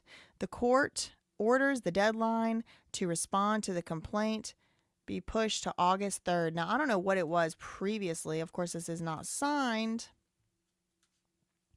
This is just the proposed order. This is the proposed order. So that is some more breaking news from what I hear from North Korean hackers. Wait, what about it? Sheldon should be the next episode. I hope so. I hope so. I'm waiting. He's been carrying the torch. Naburu said yes. And he's also been interviewing people on his own channel. He interviewed The Last Relic, who was a former franchise owner of Bricks. He had a Bricks and a Minifigs franchise. Also, Sheldon has been, I think, at least twice on Echo Base Network. Eventually, I'm going to make my way over there. I have been in touch with Nick from Echo Base Network. Shout out to him. He's a big fan of Long Island Audit, I heard him say the other day. So the webs, even on this side of the web, y'all. Thank you so much, Julie, for the $1.99 super chat. Thank you. Thank you so much, Miss Faye, for gifting 10 memberships. Y'all, everybody in the chat must be a member by this time. We have got so many. I mean, it was probably 200 memberships been gifted today. It has been a crazy memberships day. Thank you. I can't believe Ben has a domestic violence restraining order against him. It's not. Oh, yeah, I guess it is. You're right. It kind of is. It does seem that way. The situation is like an onion. Peel back one layer and there's dozens more. Spreading this out content-wise over time means constant pressure on BAM and thwarts their social media cycle. Saw a shout out to Sheldon in his comments from old coworkers showing him love and support. Nice. I don't really watch South Park. I mean, I've seen a few episodes, but I'm not like a regular viewer. When I go, okay, a lot, my mind goes to a certain South Park principal. I don't know who that is. So much generosity. I mean, I hope people who got gifted the memberships in the last one that got taken down still get to keep their memberships. They use that statute for some reason. Yeah, isn't that crazy? More 10 more. Oh my gosh. This is definitely record setting. Thank you to Mean Panda. It should be Nice Panda for giving another 10 memberships. My gosh, y'all. Crazy. So I got to stop watching on my phone so I can get a gifted. I mean, people are making it rain memberships. It's like Shrek. Shoeless Josh Johnson LLC. Did Ben ever actually even set foot on Josh's lawn? I never saw evidence of that. Why are they trying to extend it? Well, the Teraton, I have no idea. I had speculation. The reason they were trying to extend it is because maybe they are still doing mediation and trying to work out their differences behind the scenes, try to get them to drop the lawsuits. Maybe they're trying to negotiate. Maybe they're doing something like that. I also had the speculation that maybe it was because, what's his name? Brian Mansell maybe was going to separately try and do a mediation or a settlement or a come to an agreement meeting of the minds. But then instantly, pretty much, there was another filing filed. And it was just like, I was just like, oh, let me go check again. Let's just check again. And boom, there it was. Thank you so much to Intrepid Bex 44 for becoming new member. I uploaded the latest filing to court listener about Ben's extension request. Could not see the judge denying the modified TRO. Right. Ben did say on his Patreon that the judge didn't, he did say on his Patreon that the judge didn't approve the TRO modification, but I don't think it's the same thing as like when he earlier said the judge didn't approve it. Like the judge literally said, I'm not approving this, versus he just, this magistrate judge in federal court just hasn't approved it yet. Wait, can you not get a gift membership on mobile? I don't know. I think not on iPhone, maybe. Who do you get a gifted membership? You have to turn on your gifted membership. Or maybe you have to be on an iPhone. It's funny, I think Ben was careful not to step foot on the property. But of course, it didn't matter. Per Utah Code, one must be charged under cohabitant abuse procedures. Okay. I'm on Android and I got one, so I said, okay, you have to do it in a web browser. If you want to become a member and you haven't been gifted one, you can press the little money sign down by the comment box and select memberships, and it will lead you to join. You have to turn on gifted memberships. Right. Ben Stole My Shoes, LLC. If you install the court listener extension, it will be uploaded there for free. I tried to install it, and they told me that my version of Safari or whatever, not Safari, Mac OS, my OS system wasn't up to date enough. So after I update my computer and stuff, I'll sign up for that extension. Tyler did an interview with Luss earlier today. You should check it out. He says a bunch of stuff pertaining to spineless Ben and getting locked up for no reason, etc. Pretty good interview. Okay. Eat Cats says if you press the green thing up top, that says 10 in this case, and then you have to accept gifted. If you press that gift box up there at the top where it says 10 gifted memberships, you have to accept gifted memberships. Sorry, that was a word scramble. Hey, I did the questions for that interview. Which one? The Colin 99. Which questions? Ben Stole My Shoes, LLC. Feckless Ben was one of the best names she came up with. Yeah, that's what I call him, is Feckless Ben. I'll show you all the definition of feckless.